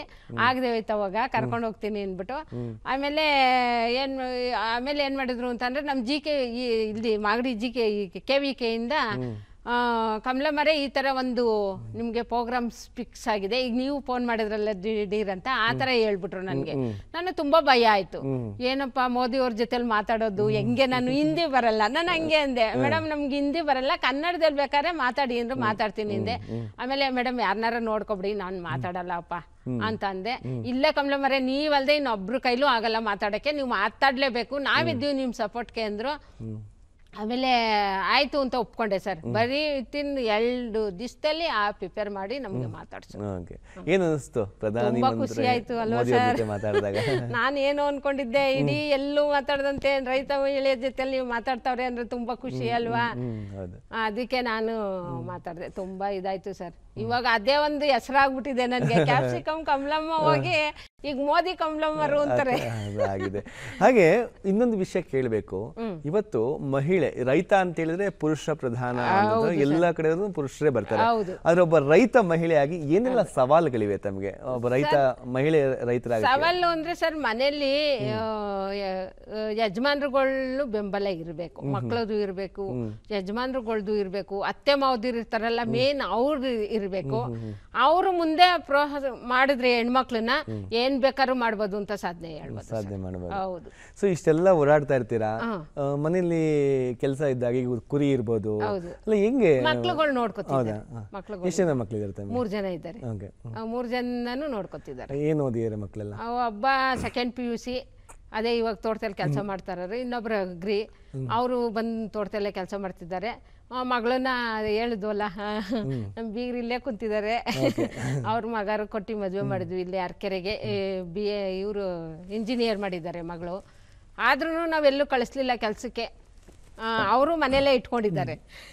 ಓಕೆ, ಮಗ BSc ಅಗ್ರಿಕಲ್ಚರ್ ಮಾಡಿದ್ರು ಕೂಡ ಈಗ ಸುಮಾರು ಜನ BSc ಅಗ್ರಿಕಲ್ಚರ್ ಮಾಡ್ತಾರೆ. ಆದ್ರೆ ಏನಾಗುತ್ತೆ ಅಂತ ಹೇಳಿದ್ರೆ ಯಾವ್ದೋ ಪ್ರೊಫೆಸರ್ ಆಗೋ ಎಲ್ಲ ಕಂಪ್ನಿ ಸೇರ್ಕೋತಾರೆ. ಆದ್ರೆ BSc ಅಗ್ರಿಕಲ್ಚರ್ ಮಾಡಿದ ಮಗ ತಮ್ಮ ಜೊತೆ ಕೆಲಸ ಮಾಡ್ತಾರೆ ಸರ್. ಇವಾಗ ಸೊ ನೀವು ಆಗ್ಲೇ ಹೇಳ್ತಾ ಇರಿ, ಥಿಯರಿ ಮತ್ತೆ ಪ್ರಾಕ್ಟಿಕಲ್ ಎರಡೂ ಇರಬೇಕು ಸರ್, ಎರಡೂ ಇರಬೇಕು. ಸೊ ಏನ್ ಹೇಳ್ತೀರಿ ವಿದ್ಯಾವಂತ ಯುವಕರಿಗೆ ಅಗ್ರಿಕಲ್ಚರ್ ನಲ್ಲಿ ಮಾಡುವಂತ ವಿದ್ಯಾವಂತ ಯುವಕರು? ಸುಮಾರು ಇದಕ್ಕೆ ಮಂಡ್ಯಕ್ಕೆಲ್ಲ ಹೋಗಿದ್ದೀನಿ ನಾನು ಕಾಲೇಜುಗಳಿಗೆ, ಅಲ್ಲೂ ನಮಗೆ ಸನ್ಮಾನ ಆಗಿದೆ. ಅಲ್ಲೂ ಇಂಜಿನಿಯರ್ಸ್ ಕಾಲೇಜ್ಗಳೆಲ್ಲ ನಾನು ಹೇಳೋದು ಅಷ್ಟೇ, ಜ್ಯೋತಿ ನಿವಾಸ್ ಕಾಲೇಜು ಅಂತ ಬೆಂಗಳೂರಲ್ಲಿ ಮಾಡಿದ್ರು, ನಮಗೆ ಗಂಗಾ ಇನ್ಸ್ಟಿಟ್ಯೂಟ್ ಕಾಲೇಜಲ್ಲಿ ಅಲ್ಲೂ ಮಾಡಿದ್ರು. ಹಿಂಗೇನೆ ಕರೆಸಿ ನಮಗೆ ಸನ್ಮಾನ ಮಾಡಿ ಮಕ್ಳುಗಳಿಗೊಂದು ಹೇಳಿ ನಿಮ್ಮ ಅನುಭವನ ಹಂಚ್ಕೊಳ್ಳಿ ಅಂತ ಅಂದ್ಬಿಟ್ಟು ಕರೆದಿ ಹೇಳ್ತಿದ್ದಾರೆ. ನಾನು ಅದನ್ನೇ ಹೇಳ್ತೀನಿ, ನೋಡಿಯಪ್ಪ ಜಮೀನಿರೋ ಅಂತಾರು ಈಗಿನ ಸರ್ಕಾರ ಆಗೋದೇ ಇಲ್ಲ. ಏನೋ ಯಾರಿಗೋ ಕೆಲಸ ಸಿಗ್ತದೆ, ಅಲ್ಲಿಗೆ 100% ಇದ್ದರೆ ಒಂದು 50% ಜನಕ್ಕೆ ಕೆಲಸ ಸಿಕ್ಕರೂ ಸಿಗ್ಬೋದು, ಸಿಗದೇನೂ ಇರ್ಬೋದು, ಹೇಳೋಕ್ಕಾಗಲ್ಲ. ನೀವು ನಿಮ್ಮ ತಂದೆ ತಾಯಿ ಜೊತೆಲಿ ಭಾಗವಹಿಸಿ, ನಿಮ್ಮ ಜಮೀನಿದ್ರೆ ಅದರಲ್ಲೇ ಲಾಭದಾಯಕ ಕಂಡ್ಕೊಳ್ಳಿ, ನೀವು ಮಾಡಿ. ಈಗಿಂದು ಗೌರ್ಮೆಂಟ್ ಕೆಲಸ ನಂಬ್ಕೊಂಡು ಹೋಗಬೇಡಿ ಅಂತ ಅದನ್ನೇ ಹೇಳ್ತೀನಿ ಸರ್. ಅದನ್ನೇ ಹೇಳ್ತೀನಿ ನಾನು. ನೋಡಿ ನಾನು ಈ ಥರ ಮಾಡಿದ್ದೀನಿ, ಒಬ್ಳು ರೈತ ಲೇಡೀಸ್ ಆಗಿ ಈ ಥರ ನಾವು ಮುಂದೆ ಬಂದಿರ್ಬೇಕಾದ್ರೆ ನೀವು ಜೆಂಟ್ಸು ಯಾಕೆ ಬರಬಾರ್ದು, ನೀವು ಬನ್ನಿ. ಆ ಥರ ನಮಗೆ ತುಂಬ ಖುಷಿ ಆಯ್ತದೆ. ಇವಾಗ ನೋಡಿ ಕರ್ಸಿ ಮಾತಾಡೋದಕ್ಕೆ ನಮ್ಗೆ ಎಷ್ಟು ಖುಷಿ ಇದೆ. ಹಂಗೆ ನೀವು ಒಂದು ನಮ್ಮಂಗೆ ಭಾಗವಹಿಸಿ ತರಬೇತಿಗಳು ತಗೊಳ್ಳಿ, ಪ್ರಾಕ್ಟಿಕಲ್ ಮಾಡಿ, ತೋಟದಲ್ಲಿ ನಿಮ್ಮ ತೋಟದಲ್ಲೇ ಮಾಡಿ. ಹಿಂಗೆ ನಮ್ಮಂಥ ಯಾರ್ಯಾರ ಪ್ರಗತಿಪರ ರೈತರುಗಳಿದ್ರೆ ಹೋಗಿ ಅವ್ರು ಭೇಟಿಯಾಗಿ ಅವ್ರ ಕಡೆಯಿಂದ ಮಾಹಿತಿಗಳು ತಗೊಳ್ಳಿ. ಈಗ ಹೆಬ್ಬಾಳೆ GKVKಯಲ್ಲಿ 5 ದಿವಸದಿದೆ, 3 ದಿವಸದಿದೆ, 8 ದಿವಸದಿದೆ, ಟ್ರೈನಿಂಗ್ ಕೊಡ್ತಿದ್ದಾರೆ. KVK ಮಾಗಡಿಲಿ ಕೊಡ್ತಿದ್ದಾರೆ. ಪ್ರತಿಯೊಂದು ಈ ಥರ ಎಲ್ಲ ಟ್ರೈನಿಂಗ್ಗಳು ತಗೊಳ್ಳಿ, ಅನುಭವ ತಗೊಂಡು ನೀವು ಮುಂದೆ ಹೆಜ್ಜೆ ಇಡಿ. ಯಾವುದೂ ಲಾಸ್ ಆಗಲ್ಲ ಕೃಷಿಲಿ. ಕೃಷಿ ಮಾಡಿದತ್ತು ಖುಷಿ ಯಾವತ್ತಿದ್ರು ಕೊಡ್ತದೆ ಜೀವನದಲ್ಲಿ ಅಂತ ಅದನ್ನೇ ಹೇಳ್ತಾ ಇರ್ತೀನಿ. ನಂಬಿ ಕೆಟ್ಟವರಿಲ್ಲ ಅಂತ ಹೇಳ್ತಾರಲ್ಲ, ಹಾಗೆ ಭೂಮಿಯನ್ನು ನಂಬಿ ಯಾರು ಕೆಡ ಸರ್, ಜನನ್ನ ಮೆಚ್ಚಿ ಕೆಡಬೋದೇ ಹೊರತು ನಮ್ಮ ಭೂಮಿ ತುಳಿದವ್ರು ಯಾರು ಕೆಡಕ್ಕಾಗಲ್ಲ. ಅದು ಮಾರ್ಕೆಟಿಂಗ್ ತಿಳ್ಕೊಬೇಕು. ಪಕ್ಕ ಮಾರ್ಕೆಟಿಂಗ್ ಇದ್ರೆ ನಮ್ಮ ರೈತರುಗಳು ಯಾವತ್ತೂ ಕೆಡಲ್ಲ. ಮಾರ್ಕೆಟಿಂಗ್ ಇಲ್ಲ ಸರ್, ಅದೇ ಸಮಸ್ಯೆ ಆಗಿರೋದು ಅವ್ರಿಗೆ. ಬೆಳೀತಾರೆ ನಮ್ಮ ರೈತರುಗಳೇನು ಯಾರು ಬೆಳೆಯಲ್ಲ ಅಂತಲ್ಲ, ಬೆಳೀತಾರೆ ರೈತರು, ಮುಂದೆ ನುಗ್ಗಿ ಬೆಳೀತಾರೆ, ಅದಕ್ಕೆ ಮಾರ್ಕೆಟಿಂಗ್ ಸಿಗ್ತಾ ಇಲ್ಲ, ಅದರಿಂದ ಹಿಂದೆ ಬರ್ತಾವ್ರು ಅಷ್ಟೇ. ಹೌದು. ಈಗ ಯಾರಾದ್ರೂ ಕೂಡ ನಿಮ್ಮ ತೋಟಕ್ಕೆ ಬರಬೇಕು, ಭೇಟಿ ಮಾಡಬೇಕು, ನಿಮ್ಮ ಬೆಳೆ ನೋಡ್ಬೇಕು, ನಮ್ಮ ದೂರದರ್ಶನ ತುಂಬಾ ಜನ ನೋಡ್ತಾ ಇರ್ತಾರೆ, ಬರ್ಬೋದಾ ಸರ್? ಬಂದು ನೋಡ್ಬೋದು. ನಾನು ಅದಕ್ಕೇನಿಲ್ಲ, ನಮ್ಮ ಜಿ ಕನ್ನಡ ಟಿವಿಲಿ ಸರ್ ನಮ್ಮನ್ನ ಕರ್ಕೊಂಡೋಗಿ ನಮ್ಗೊಂದು ಸನ್ಮಾನ ಮಾಡಿದ್ರು ಇದೇ ತರ, MEA ಕನ್ನಡಿಗ ಅಂತ ಅಂದ್ಬಿಟ್ಟು. ಅದನ್ನ ನಿಮ್ಗೆ ಕೊಡ್ಲಿಲ್ಲ ಫೋಟೋನ. ಇದೇ ಥರ ವೀಕೆಂಡ್ ರಮೇಶು ಮುಖ್ಯಮಂತ್ರಿ ಚಂದ್ರು ಅವ್ರು ಇದೇ ಥರ ನನ್ನ ಸ್ಟೇಜ್ ಮೇಲೆ ಇದನ್ನು ಮಾಡಿದ್ರು. ಅವಾಗ ನಾನು ಹೇಳಿದೆ ಯಾರು ಬೇಕಾದ್ರೂ ಬಂದು ತೋಟ ನೋಡ್ಬೋದು, ನಮ್ಮ ಅನುಭವನ ನೀವು ನಾನು ಹಂಚ್ಕೋತೀನಿ, ನೀವು ಹಂಚ್ಕೋಬೋದು ಅಂತ ಅಂದದ್ಕೆ ಸರ್ ಬಂದ್ರು ಅಂತಂದ್ರೆ ನಾನು ಇಡೀ ಇತ್ರಲ್ಲೇ ನೋಡಿರ್ಲಿಲ್ಲ. ಅಷ್ಟು ಜನ ಬಂದ್ರು. ಜಾನಪದ ಲೋಕಕ್ಕೆ ಹೋದರೆಲ್ಲ ತಮ್ಮ ತೋಟಕ್ಕೆ ವಿಸಿಟ್ ಕೊಟ್ಟು ಮಾತಾಡ್ಸ್ಕೊಂಡು ಹೋದ್ರು. ಈಗ ನಮಗೂ ಕೂಡ ಬಹಳ ಆಸಕ್ತಿ ಅನ್ಸ್ತಾ ಇದೆ, ಕಮಲಮ್ಮನವ್ರು ಏನ್ ಬೆಳೆ ಬೆಳೆದಿರ್ಬೋದು ಈಗ, ಸೊ ಒಂದ್ಸರಿ ನೋಡ್ಬೇಕಂತ ಹೇಳ್ಬಿಟ್ಟು ಏನೇನ್ ಬೆಳೆ ಇದೆ ಈಗ ಬಂದ್ರೆ ಅಕಸ್ಮಾತ್ ನಮ್ಮ ಈಗ ಸರ್ ಕೋಳಿ ಇದೆ, ಮಾವಿದೆ, ತೆಂಗಿದೆ, ಬಾಳೆ ಇದೆ, ರೇಷ್ಮೆ ಇದೆ, ಅಷ್ಟಿದೆ. ಕ್ಯಾಪ್ಸಿಕಮ್ಗೆ ಇವಾಗ ಪ್ರಿಪೇರ್ ಮಾಡ್ತಾನೆ. ಓಕೆ. ಸೊ 10 ಎಕರೆ ಪ್ರದೇಶದಲ್ಲಿ ತಾವು ಬೆಳಿತಾ ಇದ್ದೀರಾ. ಹೌದು. ಸೊ 10 ಎಕರೆ ಪ್ರದೇಶದಲ್ಲಿ 6 ಜನ ಕೆಲಸ ಮಾಡ್ತಾರೆ ಅಂತ ಹೇಳಿದ್ರಿ, ತಮ್ಮ ಮಕ್ಕಳು. ಹೌದು 6 ಜನ ಇದ್ದೀವಿ. ಸೊ ನೀವು ಬೇರೆ ಎಲ್ಲಾರು ಕೆಲಸ ಮಾಡೋ ಬದಲು ಒಂದು ಜಮೀನ್ 10 ಎಕರೆ ಇದ್ದಾಗ 5-6 ಜನಕ್ಕೆ ಬಹಳ ಸಂತೋಷವಾಗಿರ್ಬೋದು ಅಂತ ಹೇಳ್ತೀರಾ? ಹೇಳ್ತೀನಿ ಸರ್, ಹೇಳ್ತೀನಿ. ಸೊ ಅದಾದ್ಮೇಲೆ ಕಳೆದ ವಾರ ಅಷ್ಟೇ ನಾವು ಅಂತಾರಾಷ್ಟ್ರೀಯ ಮಹಿಳಾ ದಿನಾಚರಣೆಯನ್ನು ಆಚರಿಸಿದ್ವಿ ಅಲ್ವಾ? ಒಬ್ಬ ಮಹಿಳೆಯಾಗಿ ಸಾಧಕರಾಗಿ ತಾವಿಲ್ಲಿ ಕೂತಿದ್ದೀರಾ. ಸೊ ಮಹಿಳೆಯರಿಗೆ ಏನ್ ಹೇಳ್ತೀರಾ? ನಾನು ಅದನ್ನೇ ಹೇಳ್ತಾ ಇದ್ದೀನಿ ಸರ್. ಅವರು ಜೆಂಟ್ಸ್ ಆಗಿರ್ಬೋದು, ಲೇಡೀಸ್ ಆಗಿರ್ಬೋದು, ಎಲ್ಲರಿಗೂ ಅದನ್ನೇ ಹೇಳ್ತೀನಿ. ನಮಗೆ ಸಾಕಷ್ಟು ಈ ಸಂಘ ಸಂಸ್ಥೆಗಳೆಲ್ಲ ನಮ್ಮ ಮನೆಗೆ ಕರ್ಕೊಂಡು ಬರ್ತಾರೆ, ನೀವು ಹೇಳಿ ನಿಮ್ಮ ಅನುಭವನ ಹಂಚ್ಕೊಳ್ಳಿ ಅಂತ ಅಂದ್ಬಿಟ್ಟು. ಅವಾಗ ನಾನು ಅದನ್ನೇ ಹೇಳ್ತೀನಿ, ನೋಡಮ್ಮ ನೀವು ಬರೀ ಒಂದು ಇದನ್ನ ಮಾಡಕ್ ಹೋಗ್ಬೇಡಿ, ಮನೇಲಿ ಕೆಲಸನೂ ಮಾಡಿ, ಇಲ್ಲ ಅಂತಲ್ಲ, ಅದ್ರ ಜೊತೆಲಿ ಒಂದು ಮೌಲ್ಯವರ್ಧನೆ ಮಾಡಿ. ಒಂದು ಹಪ್ಪಳ ಮಾಡೋ ಅಂಥದ್ದಾಗಿರ್ಬೋದು, ಒಂದು ಉಪ್ಪಿನಕಾಯಿ ಮಾಡೋ ಅಂಥದ್ದಾಗಿರ್ಬೋದು, ಒಂದು ಚಕ್ಲಿ ನಿಪ್ಪಿಟ್ಟು ಮಾಡೋ ಅಂಥದ್ದಾಗಿರ್ಬೋದು. ಈಗೇನು ಸರಿ ಎಲ್ಲ ಇವಾಗ ಸ್ಟಾಲ್ಗಳಾಗಿದೆ, ನಾವು ಈ ಥರ ಮಾಡ್ಕೊಡ್ತಾ ಇದೀವಿ ಅಂತ ಕ್ವಾಂಟಿಟಿ ಕೊಟ್ಟಾಗ ಅವರೇ ತನಗೆ ತಾನಾಗೆ ಬಂದು ತೊಗೊಂಡೋಗೋ ಅಂಥವ್ರು ಇರ್ತಾರೆ. ಈಗ ನಾವು ಮಾಡ್ತಾ ಇಲ್ವಾ, ಆ ಥರ ಅವರೇ ಕೇಳ್ತಾರೆ, ಬಂದು ಪರ್ಚೇಸ್ ಮಾಡಿ ತೊಗೊಂಡೋಗೋ ಅಂಥವ್ರು ಇರ್ತಾರೆ. ಆ ಥರ ನೀವು ಮಾಡ್ಕೊಳ್ಳಿ. ಅಲ್ದರೆ 2 ಕುರಿ ಮಾಡಿಕೊಳ್ಳಿ, ಮೇಕೆ ಸಾಕಿ, ಇಲ್ಲ ಕೋಳಿಗಳು ಸಾಕೊಳ್ಳಿ. ನಿಮ್ಗೆ ಆದಂಥ ಏನು ನಿಮ್ಗೆ ಆಗುತ್ತೆ ನಿಮ್ಮ ಮನೆ ತಾವು ಅದನ್ನ ಸಾಕೊಂಡು ನೀವು ಮುಂದೆ ಬನ್ನಿ. ಕೌಶಲ್ಯ ಆಸಕ್ತಿ ಏನಿದೆಯೋ ಅದನ್ನ ಮಾಡಿ. ಹೌದು, ನಾನು ಅದನ್ನ ಹೇಳ್ತೀನಿ ಸರ್ ಎಲ್ಲರಿಗೂ, ಮಾಡಿ ಹಿಂದಕ್ಕೆ ಹೋಗ್ಬೇಡಿ, ಲೇಡೀಸ್ ಮುಂದೆನೆ ಬನ್ನಿ. ಮೌಲ್ಯವರ್ಧನೆ ಬಗ್ಗೆ ಮಾತನಾಡ್ತಾ ಇದ್ರಿ ತಾವು, KVK ವಿಜ್ಞಾನಿಗಳಿಂದ ಕೆಂಪು ದಂಡಿನ ಉಪಯೋಗದ ಬಗ್ಗೆ ಮಾಹಿತಿ ಮಾತಾಡಿದ್ದೀರಾ ಸರ್. ಒಂದ್ಸರಿ ನಮ್ಗೆ ಮಾವಿನಕಾಯಿಲಿ ನಾಟಿ ಇದು ಒಂದ್ ಸ್ವಲ್ಪ ತೋಟದಲ್ಲಿ ಉಳ್ದೋಯ್ತು, ಎಲ್ಲ ಬೇರೆದೆಲ್ಲ ಮಾಡಿಸ್ದೆ, ನಾಟಿ ಉಳ್ದೋಯ್ತು. ಅವಾಗ ಅಲ್ಲಿ ರೈಟ್ ಸಿಗ್ಲಿಲ್ಲ. ಅಯ್ಯೋ ಏನು 5 ರೂಪಾಯಿ 6 ರೂಪಾಯಿ ಕೇಳ್ತಾರಲ್ಲ ಅಂದ್ಬಿಟ್ಟು ನಾನೇನ್ ಮಾಡಿದೆ, KVKಗೆ ಹೋದೆ. ಆಮೇಲೆ ಹೋಯ್ತ್ಲೇನೆ ಅವಾಗ ಸರ್ ಈ ತರ ಆಗಿದೆ, ಒಂದು ಮೌಲ್ಯವರ್ಧನೆ ಮಾಡ್ಬೇಕಲ್ಲ ಮಾವಿನಕಾಯಿಲಿ ಎಂದೆ. ಆಮೇಲೆ ನಮ್ಮ ಸಾರು ನರ್ಸಗೌಡ್ರು ಅಂತ ಇದ್ರು, ಅವ್ರು ಅವಾಗ ಒಬ್ರು ಮೇಡಮ್ ಅವ್ರು ಕರೆಸಿ ಅದನ್ನ ಮೌಲ್ಯವರ್ಧನೆ ಉಪ್ಪಿನಕಾಯಿ ಮಾಡೋ ಅಂಥದ್ದು. ಉಪ್ಪಿನಕಾಯಿ ಮಾಡಿದ್ರೆ ಪ್ಯಾಕಿಂಗು, ಬಾಟ್ಲು ಎಲ್ಲ ಇದು ಏನು ಅದ್ರ ಮೇಲೆ ಹಾಕುವಂತ ಲೇಬಲ್ ನಾವು ಕೊಡ್ತೀವಿ, ನೀವು ಬಾಟ್ಲುಗಳು ಪರ್ಚೇಸ್ ಮಾಡಿ ನೀವು ಸೇಲ್ಸ್ ಮಾಡಿ. ಹೀಗೆಲ್ಲ ಮಾಡಬಹುದು. ಹೌದು, ಅದನ್ನ ಮಾಡ್ಕೊಟ್ರು. ನಮ್ಮ ಮನೇಲೇನೆ ಒಂದು ದಿವಸವೆಲ್ಲ ಟ್ರೈನಿಂಗ್ ತಗೊಂಡು ಜನ ಅಕ್ಕಪಕ್ಕ ರೈತರುಗಳನ್ನೆಲ್ಲ ಕರೆಸಿ ಟ್ರೈನಿಂಗ್ ಕೊಟ್ಟು ಅದ್ರ ಬಗ್ಗೆ ಮಾಡಿಸೋದು. ತುಂಬಾ ಧನ್ಯವಾದಗಳು ಮೇಡಮ್. ಬಹಳಷ್ಟು ವಿಶೇಷವಾಗಿ ಕೃಷಿ ವಿಷಯಗಳ ಬಗ್ಗೆ ಚರ್ಚೆ ಮಾಡಿದ್ವಿ. ಕಾರ್ಯಕ್ರಮದಲ್ಲಿ ಭಾಗವಹಿಸಿದ್ದಕ್ಕೆ ತಮಗೆ ಧನ್ಯವಾದಗಳು. ನಮಸ್ತೆ ಸರ್. ವೀಕ್ಷಕರೇ, ಇದಾಗಿತ್ತು ಶುಭೋದಯ ಕರ್ನಾಟಕದ 2ನೇ ಆವೃತ್ತಿ ವಿಶೇಷ ಕಾರ್ಯಕ್ರಮ. ಇವತ್ತಿನ ಮಾರುಕಟ್ಟೆ ಧಾರಣೆ: ಪ್ರತಿ ಕ್ವಿಂಟಾಲ್ಗೆ ರಾಗಿ ಉತ್ತಮ ಕನಿಷ್ಠ 4,200ರಿಂದ ಗರಿಷ್ಠ 4,600, ಅಕ್ಕಿ ಮಧ್ಯಮ 4,800ರಿಂದ 5,600, ಗೋಧಿ ಸ್ಥಳೀಯ 3,800ರಿಂದ 4,400, ತೊಗರಿಬೇಳೆ 14,000ದಿಂದ 16,000, ತೆಂಗಿನಕಾಯಿ ಪ್ರತಿ ಸಾವಿರಕ್ಕೆ 15,000ದಿಂದ 25,000, ನೆಲಗಡಲೆ 4,000ದಿಂದ 4,500 ರೂಪಾಯಿಗಳು.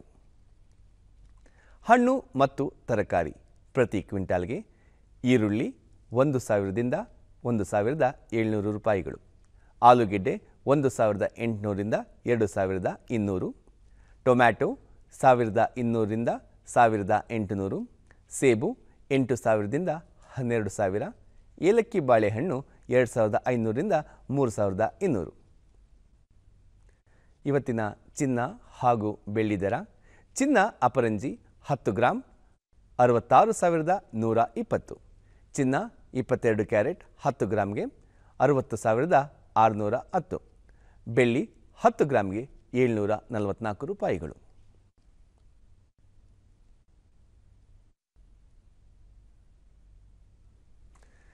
ಇದಾಗಿತ್ತು ಇವತ್ತಿನ ಶುಭೋದಯ ಕರ್ನಾಟಕದ 2ನೇ ಆವೃತ್ತಿ. ಮುಂದಿನ ಸಂಚಿಕೆಯಲ್ಲಿ ಮತ್ತೋರ್ವ ಅತಿಥಿಯೊಂದಿಗೆ ಮತ್ತೆ ಭೇಟಿ ಮಾಡೋಣ. ನಮಸ್ಕಾರ.